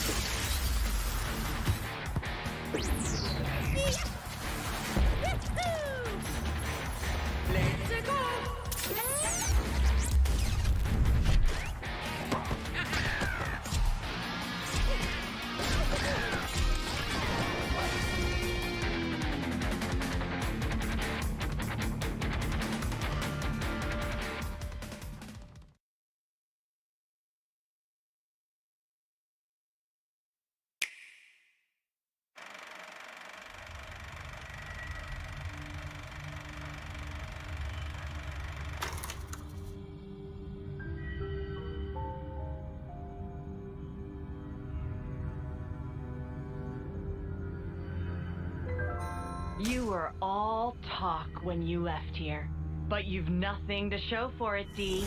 Oh, spare me, P. We should have sallied forth in the first place. Surely the turn is mine. I believe it's my turn next. Honestly, you make more noise than the rabble at a feast. Even if you did stop its raging flow, it will soon burst through. Well then, let us see how far the flow brings them this time.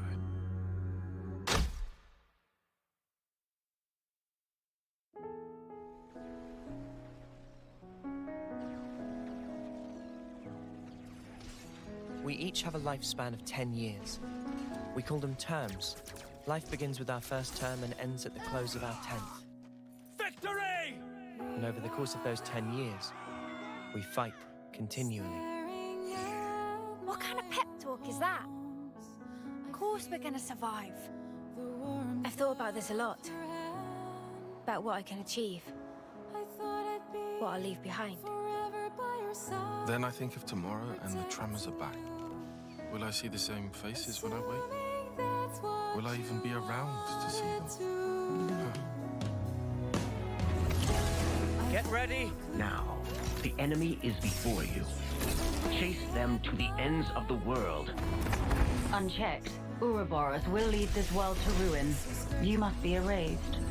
These soldiers will nourish me, and we can always grow plenty more. Stop toying with everyone's lives!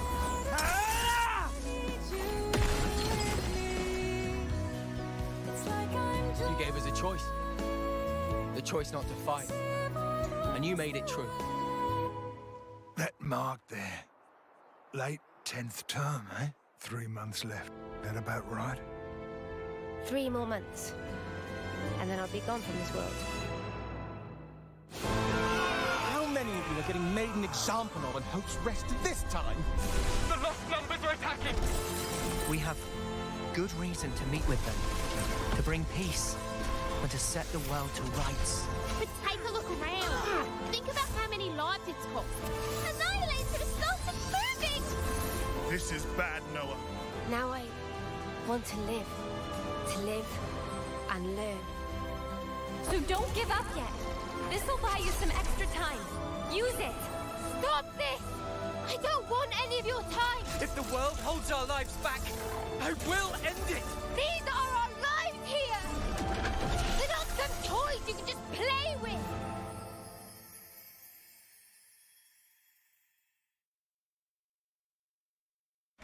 It is fate. Many have tried, but none have ever managed to escape its flow.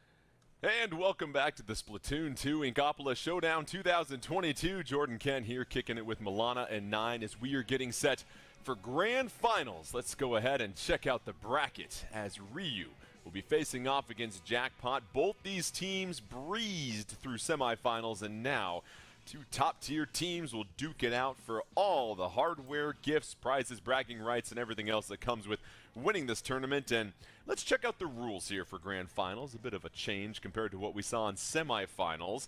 It'll be the 4 game modes. Same rules apply as far as you have to go through all 4 game modes before you repeat one. But those 7 stages that you see right there, you can repeat them at any moment's notice. We'll get some new blood in there. And then, of course, the team with the lower seed will choose the mode for the first game. The other team will choose the stage. After that, the winner will choose the stage after every single game. 9, Ryu versus Jackpot. You penciled Jackpot as the favorite coming into this tournament, but we've seen a lot of very high-level play from Ryu. Both these teams, they seem to strike me as squads that, in a one-on-one situation, they are not backing away from that. They feel like they have all the confidence in the world to take you down one-on-one to give their team that advantage. Yeah, confidence is a great word because it begets decisiveness. And in a game like this that moves so quickly, you have to be decisive. If there is somebody swimming around in front of you who maybe took a shot from another fight, you have just an instant to make the decision, do I want to dive on them or not? These teams are confident and, more importantly, experienced enough to know when that's a valid play, when it's a trap. They communicate amongst themselves, and it's why they found themselves here at the very top in Grand Finals. Milan, it's going to be very interesting to me to see the very fast starts we've seen from Ryu versus just the consistent, steady technical play of Jackpot as we get set for these Grand Finals. Yeah, I'm really looking forward to seeing which of these teams are going to duke it out in the middle and, which of them are going to come out on top. I think both of them have very similar play styles, so it's going to be interesting to see how this turns out. 9, it really feels like Leafy is the key player in all of this and what they can do with that 52 gal, and whether or not Ryu has enough in their comp to go toe-to-toe with it, if they choose to go with their own 52 gal or figure out something to try to slow it down, because it seems to be the dominant weapon in the hands of one of the best players so far in this tournament. Yeah, it's such a strong weapon, and it does so well against most other shooters. It's one of the reasons why the weapon was pushed and developed so quickly. Yes, it was always strong, but certainly when more shooters came into the fray, because you have the wall, because you outrange a lot of them, and because it only takes 2 shots to get a splat, it really plays well against them. So I agree entirely. Leafy was able to take the attention of 2, 3, sometimes even 4 members of Lyrical Lemonade. So we will see if the members of Rio are up to snuff. Oh, let's pop a wheelie at Humpback Pump Track as we get set for this matchup between Ryu and Jackpot. You got a big old fat splat zone right in the middle, and so Milana, a lot of turf that you can ink to build up a quick special here. It really seems like it's a sprint towards the mid. It's gonna be more than just one special, Jordan. This map is quite infamous for being one of the most special heavy maps, Splat Zones, Humpback Pump Track in particular. So that's what we're gonna see. Boys and girls, this is where Tenta-missiles come from here. This is Humpback Pump Track, a chance just to cover the map in them. And as you get set, you see Ricky and Ryu building that early lead, and this is the MO of Ryu. Ricky trying to dodge this bomb rush, and Ricky able to avoid trouble as Ryu gets the early lead, and they are back in control yet again, Nine. They are indeed, and Milana, you used some much softer words than I would have to describe how people feel about this map. But one of the interesting things about it is, well, maybe not now because it seems like everyone's going down here, but this is a map where you don't always see the big splat and assist numbers here. A lot of teams are totally happy just to shoot at the zone, hold it on, throw the specials there, and really this map tends to go the other way when one team is brave enough to send somebody to attack, as Jared is over here. This could be the start of something big. The dirt mounds of Humpback Pump Track currently covered in purple ink, but it seems like Ryu trying to change the tide here. And here it is, Milana. Ryu, 3-2 advantage. They take back the zone. I think that this is an interesting matchup, especially for a map and mode like this, just given that we know how aggressive these teams are. But for this map, like Nine said, you could play pretty passively and still be able to hold on to that zone long enough to get the victory. And Nine, how about this? Leafy going with the splatter shot instead of the 52 gal, trying to get a little bit more speed and ink coverage here as they pick up the splat. Yeah, it's a really interesting decision, and I was thinking about it as well. It's for that and the missiles as well. Apparently, I guess they don't have anybody else that they really felt comfortable switching over onto a missile-using weapon here, but for the majority of the game, I think it's been to their detriment. But now, finally, as they've been able to hold and time these missiles right, just a few more seconds here, they can find themselves a lead, and they do. The counter push coming in right now, and I mean, this is Humpback being Humpback, everybody. And that was the big play of this game so far. Jackpot able to take the lead back from Ryu. You see Ryu still 20+ seconds in that penalty. They're still holding it down, though. It's going to be Leafy trying to hang on, and no, Leafy is splatted. 3-1 advantage for Ryu, and that is a key play right there, Milana, for Ryu to stay alive in this game. It certainly is. We all know how strong of a player Leafy is, so by getting that pick, it really just opens an avenue for hopefully the victory for Ryu. Ryu building that lead. Oh, the inkjet comes splatting in and wipes the floor, so Jackpot in prime position, and another splat is Ricky. Completely takes the momentum away from Ryu. I mean, that is... I mean, I was going to say that those missiles were really perfectly timed here because all three members were right next to each other there. Imagine Madness up in that inkjet saying, oh, hey, they're all right there. Perfect. Thanks for showing me. I'm going to get at least one. How about two? And again, it's been the big haymakers back and forth. It does look like they're going to get this placed away, but Madness still in a great spot to fire at anyone who goes too closely into the zone. If this inkjet finds one more, it's going to be lead and a whole lot more. The lead back in the hands of Jackpot. We have a tug of war here in game one. Jackpot trying to keep Ryu at bay. 2-2 on the field, and that zone is up for grabs at this moment. Huge penalty for Ryu. Ryu just has to apply it, but Jackpot, again, unrelenting. Finally, Ryu able to claim it. We still have a lot more to happen here, Milana, but right now, it seems like time is against Ryu as Jackpot comfortably in the lead at this moment. This map is just, it's so back and forth. It's very Humpback Pump Track. Honestly, Jordan, if you blink, I feel like you'll miss the lead switching back and forth like right away. Kiwi releasing those Tenta-missiles. Still in control of Jackpot. Ooh. They're in the penalty, and how about a key splat on Madness? That might give them the lead that they need, but no, Jackpot. The defense is strong in this one here, Nine. They will just not give up control at this moment. They're fighting for it with their lives, and 6 seconds left. Jackpot trying to close it out, but no, Ryu gets it back in 9. Still plenty more splat zones left to go here. So many things you could have talked about right in that moment there. So many key plays to keep this game going. But I guess just to note, that was an Inkjet that was waiting to shut the door on them right there. That shot had to hit to give them a chance. And now they have to move forward here. They can't allow Jackpot to come back to the zone for free. Well-timed moving up, but the Ink Armor is going to be just enough. 2 members already down. Matt is going to try to find another pick. Ricky fighting to try to hold it, but it's not going to be enough. And Humpback Pump Track never fails to deliver. Always out of breath when this one ends, but Jackpot holding strong. Oh, you love to see it, but what an opening game here in Grand Finals. It was back and forth, that lead changing at least 4 times here, Milana, but I think Nine said it well. Down the stretch, it was madness, that Ink Armor that was able to just shut the door on that final push for Ryu, but overall, I felt like Jackpot did a really terrific job of just maintaining mid, even though they lost the zone a couple times. Felt like they were holding things down right at the top of that stage there.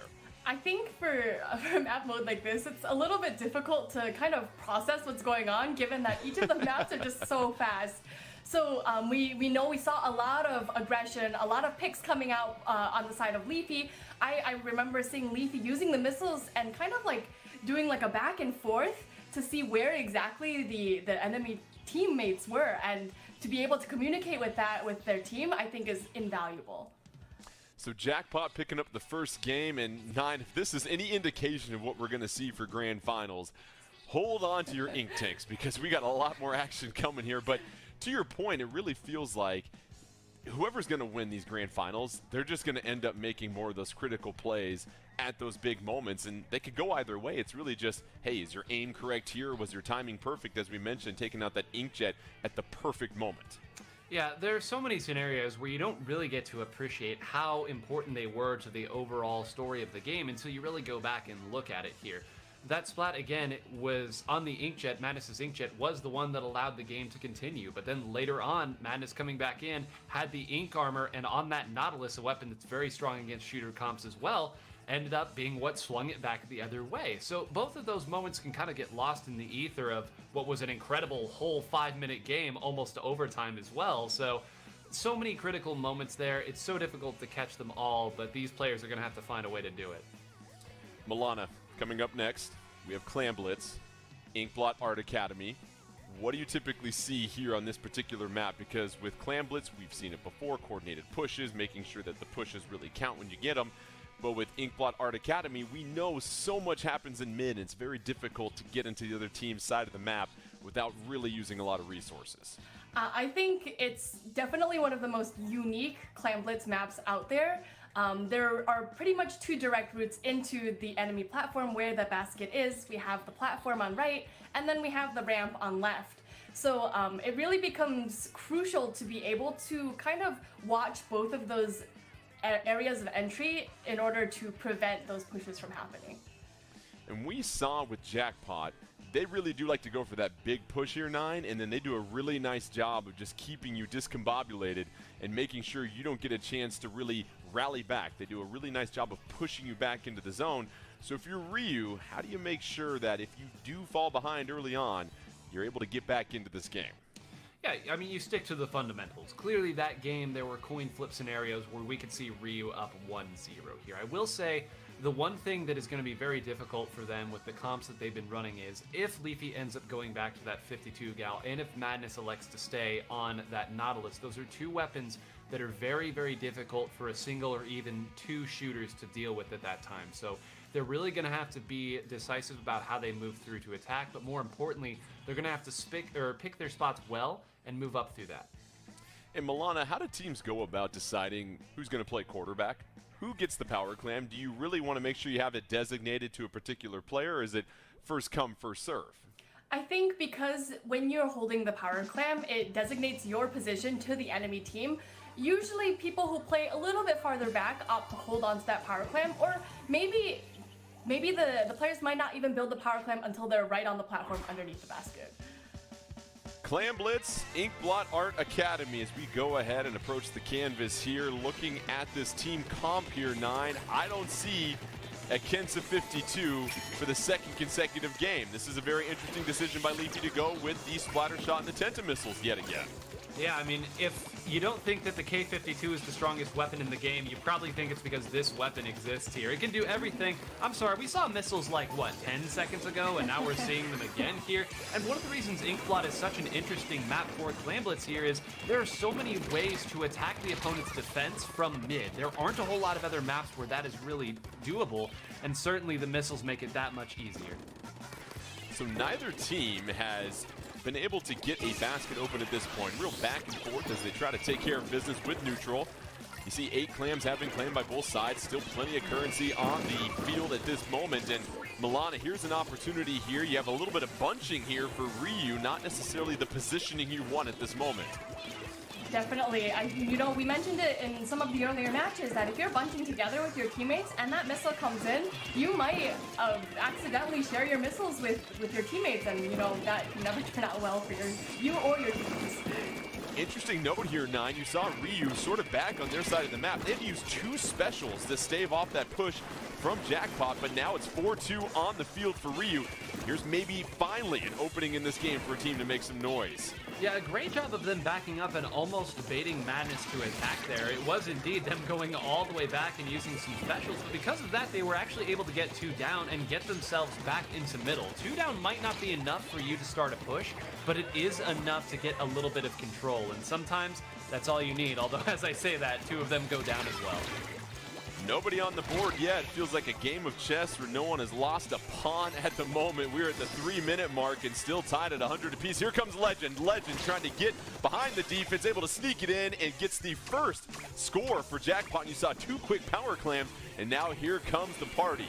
They are jumping in and using all their specials. 4-3 on the map here, Milana. This might be all it takes for Jackpot here. But we're gonna need to see Rio play a really strong game of defense right here. Jared getting a couple more clams in, and you've seen it the way that they're timing those clams. That they're letting the timer tick down a little bit before throwing another clam to kind of renew that timer a little bit, giving Jackpot just a little bit of breathing room before they take the dub. All 7s for Jackpot as they get the game on one single coordinated push there about midway through. And 9, it goes to show you with Clan Blitz, it's one of those modes where if you crack under pressure, it might go all down the drain here, as we saw Jackpot really just go toe-to-toe. They were patient, didn't really feel like anybody was dominating that game. And then all it took was one push, and I think what was impressive was how about the job Jackpot did where they're not only trying to fill the basket with clams, but they were able to stay on the offensive and push Ryu back at the same time. Absolutely, and we talked about it just before that big push happened. Inkblot Art Academy is a map where you can attack the opponent as you're scoring clams. There's a lot of maps in Clan Blitz, some of the most variable maps when it comes to different modes, where if you get a score, you kind of have to leave. Like, leave an active area to go back and get clams here. Inkblot is not one of those maps. So that's why you saw 3 members stay up and attack, and then 1 rotate back, and then a different 1 rotate back, and score more as they go through. So in terms of how you execute a game plan, or what, and I would say almost a perfect game looks like in terms of what it can look like on Inkblot for a big sustained push, that's exactly how you draw it up. So now Ryu is down 0-2, Milana, and it feels like this game 3 is huge because if you drop this one and you fall into a 3-0 hole, it is going to be very hard for Ryu to come back. What are you thinking at this moment as a team where you've gone back and forth with Jackpot? It feels like you can go toe-to-toe with them, but you just haven't been able to close it out. How do you get yourself going to kind of get over that hump and try and pick up this first game? I think maybe they might have to change up the strategy a little bit. If they're playing aggressively and they notice that Jackpot's playing aggressively too, maybe it might be time to kind of play a little bit more unconventionally. So we have tower control coming up here, 9, and with tower controls, we know it's more of a slower pace game, and that might change some of the team comps that we might see. So with this slower approach, what do you have to keep in mind as you try to advance the tower here? Because clearly splats are important, turf control is important as well too, but it really feels like the coordination plays a huge role here. It does, and to that note, this counter pick really feels like we don't want to play Rainmaker counter pick, because it really does, because this is where I feel like the way that Jackpot plays is going to be most ferocious, because again, Madness on that Nautilus, Leafy can switch to really whatever in terms of attacking weapons here, and it's just going to be that much more difficult to get through them. What I will say is that Kiwi, who's been piloting that Bamboozler, is going to have a lot of opportunities to pick off enemies as they try to dive onto the tower. But before that happens, they're going to need to start a push. Well, with the price of gas being what it is, let's just stay at Inkblot Art Academy. Let's do a little tower control as we get ready to roll. So this will be Jackpot trying to go up 3-0 over Ryu. Ryu will really have to just try to close out a game here. We've seen some impressive stuff, but they just haven't been able to put together the complete game that we've seen from Jackpot. And right now we take a look at Legend, and there is Madness, of course, with that Nautilus, and it is 4-3 on the field just like that, Milana. Here comes that push from Jackpot. Oh, and Legend getting a choice pick on that member of Ryu. And, you know, we see Jackpot just sitting on the tower. Jared is just riding the tower through. And while the rest of Jackpot is doing real work, trying to keep Ryu from being able to even get anywhere near the tower.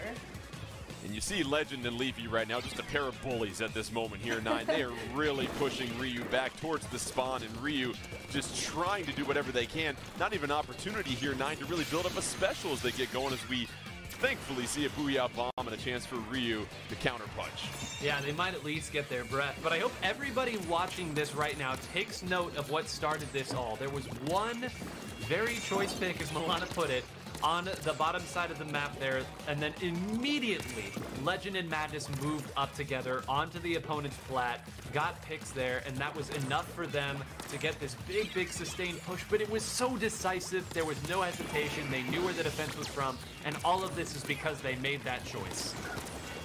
Jackpot with the tower once again. You see the splat on Madness via Kiwi, and this is a 2-1, now 3-1 advantage for Ryu, and a chance for them to go ahead and try and get the tower to neutral. But because of the slow play here, Milana, even though you have that advantage, it's quickly gone by the time the tower gets back to neutral. Yeah, and you know, the tower just made it back to neutral, which is one of the key qualities of tower control, that it's not like Splat zones where the objective just kind of goes in the direction of the opponents immediately. You have to wait for that tower to make it back to neutral before you can even start to make that push. I will say though, 9, Ryu doing a fine job of picking up the splats. It was 4-2 there. They decide to not quite go to the tower yet. It feels like they're just trying to get a little bit more muscle behind this next push.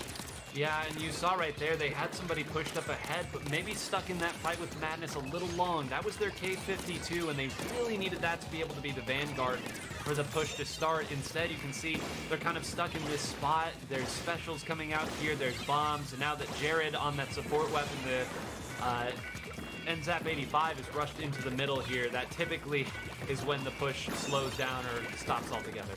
Yeah, shout out to Madness for clearing the dance floor with that inkjet. Really put Ryu back in a tough spot, but they're going to try and go up to the tower once again. Over 2 minutes left. They get a key splat there, Milana. Makes it 4-3 for the moment, but they still just have to get through that first checkpoint here. And you just see the sheer difference between just, you know, 15 seconds ago when they were on the tower and all of the team members of Ryu were just bunched together, and now they're pushing up, and it's really giving them a little bit of opportunity to make a meaningful push. But 9, that was a tough fall there for Ryu. They had the push, they had the advantage in the numbers, but then they lose a teammate there to a splat, and that's all Jackpot needed. And wayward bomb, too. Whenever you throw a bomb, you're almost... I mean, sure, you'd like to get a splat off of it, but more than anything, you're using it for aerial denial. When that low commitment still finds an opponent there and sends them back to spawn, it just means that for very little effort, you were able to stop it, and all the walls falling down, a full wipe. Really, at the start of that, again, it was their K52 who was pushed up in a great position, and just an unforced error taking the teeth out of that push. And that's all it takes against a team the caliber of Jackpot, is just slipping on the banana peel once, because now they've got 2 specials and they are ready to go as far as just holding the fort. They still have a sizable lead, most notably 1 full checkpoint over Ryu.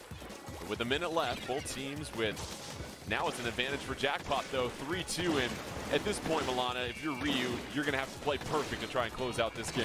You certainly are, Jordan, and you know, but Jackpot really isn't going to make it easy for Ryu at all. We see how strong these individual players are. All of these players are top players at the top of their game, and it's going to be a really difficult uphill battle for Ryu. You see Niku just trying to Get a little bit of turf control, trying to pick off some member of Jackpot, just being very patient, waiting for the approach, drops down. Oh, that is a key splat there on Madness. Can Miku add to it?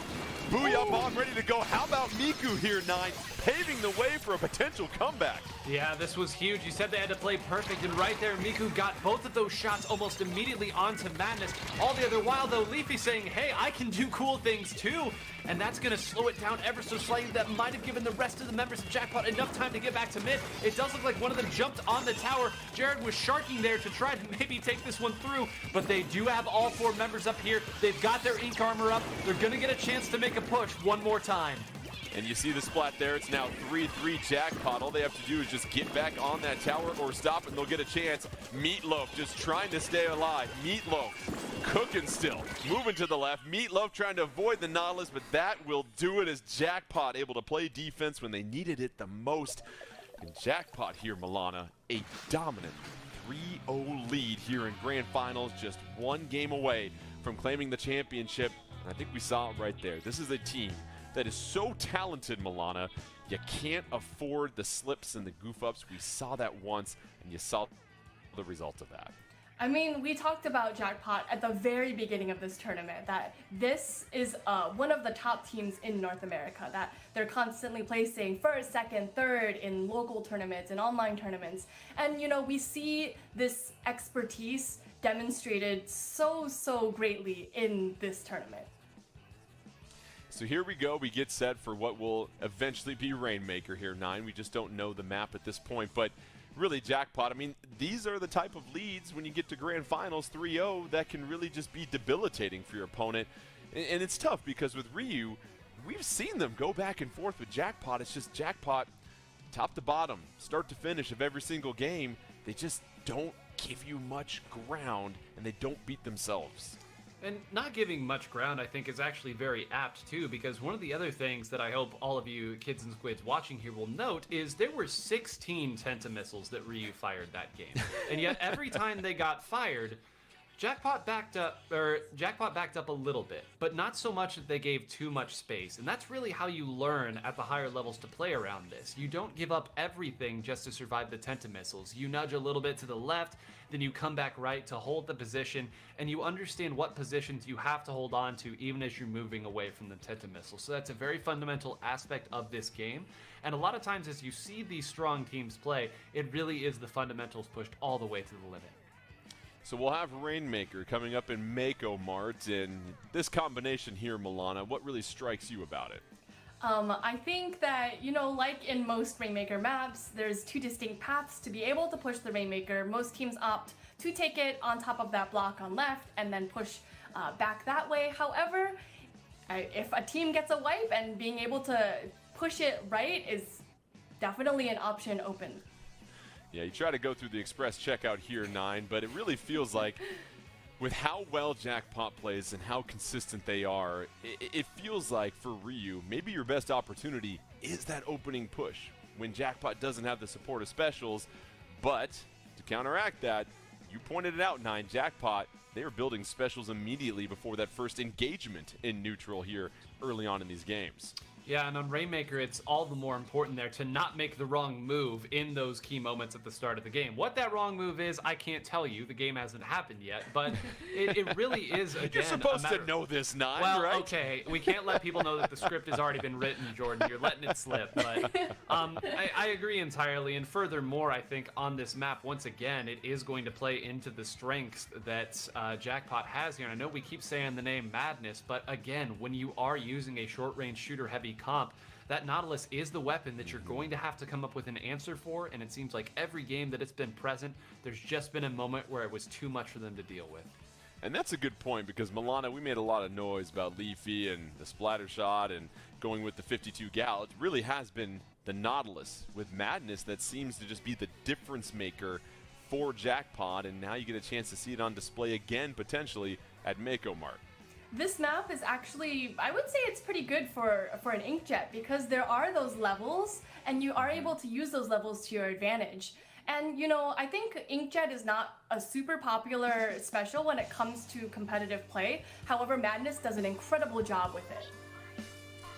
Jackpot trying to make quick work of Grand Finals. They're up 3-0, trying to get a broom on aisle 4 to sweep Grand Finals.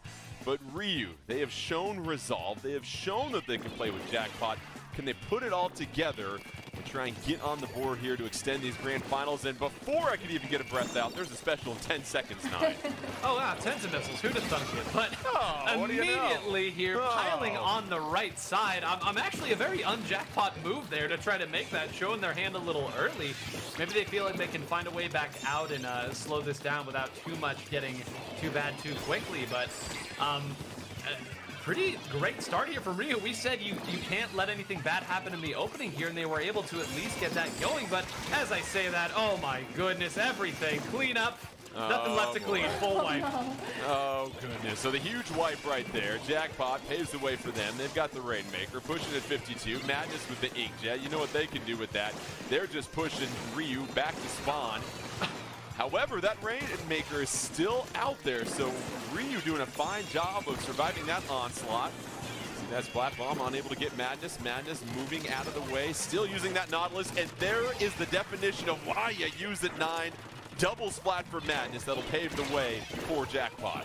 Well, and it's so frustrating because at some point you do have to drop down and try to fight, but the Nautilus is waiting for you to do exactly that. And look at this. They're just going to keep grabbing it here to make sure that there's no sustained presence in mid for Ryu here to at least even try to make a counter push. It does look like they were able to take out Madness on that Nautilus here.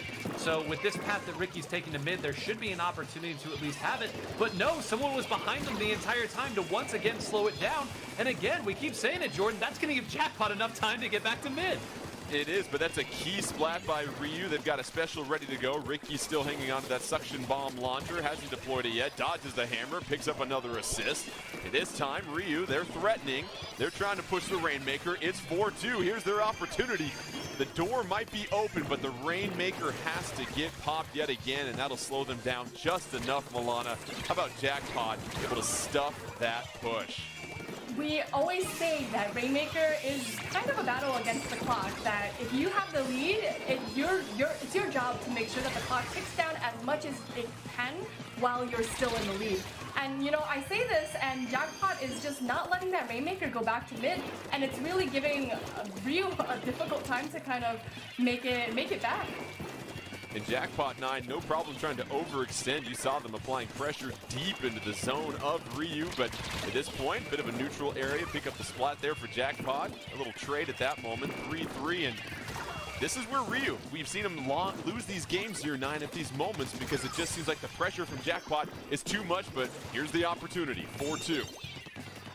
4-2, and I was going to say it's going to be interesting to see which way they take it here. They opted to take it to the left there. It is a little further from the spawn, as Milana noted earlier, but that time there was someone waiting, and it feels like the theme of this game has just been, oh, there's one more member of Jackpot left, and they've been moving around, and they've always seemed to slow it down ever so slightly. You can see once again Jared there, and look at that, Levy just going to grab the Rainmaker. Look at this, Miku's not even going to try to go back and get it, knowing that that's a spot that needs to be held, but that gives Jared enough time to come back in and attack, and a crazy shot by Kiwi, but again, it's Jackpot who has the Rainmaker now, and this has just been a mess of an objective.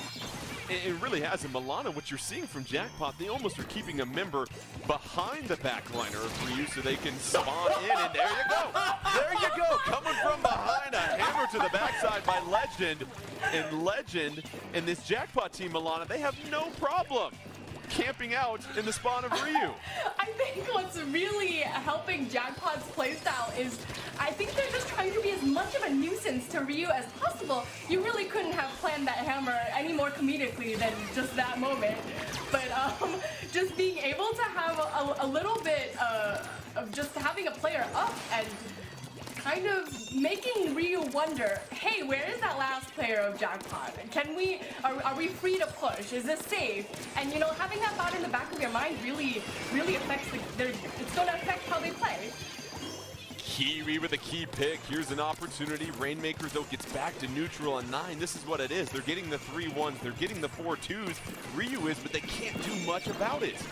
Are we certain that they're still spawning at their own spawn? I feel like they've been spawning at Jackpot spawn this entire time. All the attacks seem to have come from behind, and again, Madness jumping off the top rope to get the pick. with the Nautilus there. I will say they're getting maybe a little bit too cute with this. If these missiles find anybody, 40 is not many points. This is going to go very quick. All the way below it here. Can Legend run forward and get the pick? No, I don't think anyone else is going to get there in time. And Ryu finally strikes back after a game of nuisances.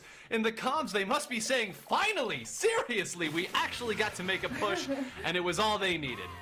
How about that, Milana? In overtime, Ryu gets the final push of the game, and because of the Tenta missiles, and don't sleep on a couple of those splats that Miku had that really paved the way. The persistence of Ryu finally pays off. They avoid the sweep, and now what's interesting is they reset the game modes here. You are able to repeat any game mode at this point here, Milana. This is a huge, and I mean huge, win for Ryu to stay afloat in the grand finals. I think even on top of that, just being able to have that win in the back of your mind, being like, hey, we got this. We can bring it back from here. And you know, it might make Jackpot think twice about the plays they make, because we've seen that confidence and we've seen how decisive they are as a team. And you know, having that loss in their back pocket might make them think twice about the things that they do. And 9, that was very surprising from Jackpot. I'm just going to say it because it felt like this is a team that this is what they do, start to finish. They play a very sound technical game, and to not be able to coordinate and get those splats that they needed to, and to really lose the leverage to Ryu down the stretch, that's fascinating to me. It really is, especially as Ryu was able to get that win on the last second. It's fascinating too, but one thing that I completely missed there as we were looking at that final score sheet, Kiwi had 22 splats and assists with a Bamboozler. That, Jordan, I know we've had you on Bamboozler one time on our twin sessions. We won't say. Trust me, we you won't say how don't many. Want to see me on it. No, it was 22 really less than what Kiwi ended up getting there. But again, that goes to show you again that when you're trying to work your way around the map to try to get these attacks and get these flanks and that. Note, if the enemy Bamboozler is that sharp, then you almost have to go wherever they're not looking in order to make that play, because if you're shooting that well, it can be that much more difficult, and we've been saying that that was just choice by Jackpot to play that way. It might have been that Kiwi forced them to play that way. So we are getting set for tower control on Wahoo World. As we know, a bit of a longer stage here, Milana, a lot of different ways that you can go, but obviously the tower kind of restricts a lot of that movement and freedom because everything is around this central objective. What do you typically see in these tower control modes here in Wahoo World between two very competitive teams that seem to be pretty balanced at this point? Yeah, I definitely think we have to watch out for flanks. There are so many entryways into the middle path. You can kind of go underneath the center platform and kind of go around on the side of the enemy. So just these teams are really going to have to watch their backs, especially on a map like Wahoo World. So obviously Tenta missiles are huge here, 9, because it allows you to put some immediate pressure on the tower when it's moving. But I just go back to the Nautilus and just the range that it has for Jackpot. It feels like this will be the key weapon in this particular matchup. Yeah, it'll be very interesting. That weapon and the Bamboozler have had kind of a weird, almost inverse back and forth relationship as this game has developed, because both of them do sort of the same thing, where they work with the frontliner there, they need a little ink to maneuver around, and they get picks on short-range weapons very quickly. So it does look like that Nautilus is coming down, but keep an eye on Ricky's weapon of choice there on Ryu. That's a foil squeezer, and I believe this to be Ricky's best weapon. So to bring it out at a time like this, what a nice thing to have in your back pocket. Well, let's see if Ricky can foil the plans of another Jackpot victory here as we grab a ticket for Wahoo World, and Meatloaf already throwing out that ink armor, a little bit of extra protection as the first tower grab goes to Jackpot, and that is quickly stopped right there. However, Jackpot 4-2 advantage and an early lead and an early opportunity to push here, Milana, for Jackpot. And I think, you know, we know how strong of a team Jackpot is, and they're definitely going to capitalize on that. We see Kiwi kind of getting pushed back, opting to jump back to spawn smartly to be able to make that push together with their team. First checkpoint approach by Jared on top of the tower for Jackpot. They're going to clear that with no issues at all. Legend providing some support there with the Stingray, and now it's Up to Ryu here, 9, to really keep them out of this second checkpoint because we know that this can be a contentious one. Yeah, this is where Wahoo World Tower Control is made. There's a spot right here where anyone can swim up to you from every angle. It's just so open here, and right now Ryu's done a pretty good job. Needs to get this quickly, and does, but look at that. Madness from the top rope. Kiwi gets the revenge splat there. So it does look like they've at least fairly adroitly moved that one away, but Meatloaf now back here on the bottom side of the map is going to have to be careful. You know the attack is going to come very quickly, and it does look like they managed to maintain at least a semblance of control of that lower area. Meatloaf backing away into the hedges away from that suction bomb launcher. Meatloaf here trying to apply a little bit of pressure, playing a bit of a backline position. Pairs up here with a teammate trying to snuff out this splat. Here comes some bubbles, a little bit of support here, and so far it's Ryu just trying to maintain and hold their water here, Milana, because it feels like Jackpot is controlling this map from the get-go. And you know, Jackpot does that really well. We've seen it in those past 4 matches, that Jackpot is able to pull into that turf, and that is going to be a key pick coming out from Kiwi. That's 2 down on the side of Jackpot, and maybe this might be Ryu's opportunity to make that push. And that was huge because Kiwi was about to get splatted by that splatter shot and able to maintain their ability to charge up these Tenta missiles. That'll displace Jackpot. But we have yet to see Ryu grab the tower here, 9. It just feels like they're spinning their wheels so far. Yeah, and on that right side of the map, Meatloaf has gone there almost every time and has been almost looking for people to attack from that side, and I think has guessed correctly each time. So I'm not sure if it's just a numbers case or if they don't have enough people over there to help, or if it's simply a matter of execution, but that's why they haven't been able to get this push started. If you can't control that side of the map, it's going to get bad in a hurry. And speaking of bad in a hurry, Jordan, that's a full wipe. Yeah, trouble with a capital T, full wipe. That's going to get them through the second checkpoint here. That's the key one, and now it's all Jackpot with just over 2 minutes left. It's going to take Ryu to really try to reconfigure what they're doing here, Milana, because we have yet to see them even control the tower for a moment. Jackpot just moments away themselves from the third checkpoint. Yes, sorry, I'm so like mesmerized by this, the gameplay that, you know, Jackpot is really making their aggression known, and you can see it right here. They still have so much turf left on the map, and you know, Ryu's gonna have to be able to cover that before they can even think to make a push. Here's the problem. Ryu has to ride the tower back to neutral. They're going to throw out a couple of specials. Tenta missiles, Booyah Bomb. Here's Kiwi trying to advance forward. You feel like this will be a key pick here if they can get it here, 9, to try and pave the way. Well positioned is Jackpot with that Nautilus, but here's a splat, and this is a chance here for Ryu to finally get on the board, 9. Yep, you finally checked every box that you needed to in order to make this happen. I think that was maybe a little bit too honest of a Booyah bomb there for Miku. You saw actually got shot down. You don't see that a lot at this level. Ricky's going to at least be able to hold this left side and get another one and still maintain some control of center, so this push isn't quite dead in the water yet, but again, just slight missteps there. I'm not sure that Booyah bomb needed to come out that early. And Ricky's going to have to really control this left-hand side of the map here as they try to make the approach to the second checkpoint. Some pressure up above. Ricky trying to retreat on the uninkable surface. Tower still in control of Ryu, but they are outnumbered now 4-2 by Jackpot, and the defense is there as Jackpot here. Milana trying to close this out with just an absolute stuffing of an effort. I think what's really making Ryu's push difficult to even get started. Oh, Madness with the impressive inkjetting as always. Getting a choice double, and you know, with only 10 seconds left on the clock, that double is going to maybe close it for Jackpot. And that will most likely do it on this Inkopolis Showdown. Give all the coins to Jackpot as they close it out 4-1 over Ryu. Just a dominant start to finish performance on tower control, and Jackpot, they were the favorites coming in, and they showed you why, 9. You've got to be ready to play every single second of every single game if you want to have a chance against them. So congratulations to Jackpot, and what we saw there was just start to finish dominant effort. They controlled the map, and they just consistently put pressure on Ryu and never really gave up those big plays to let Ryu back into this game here, 9.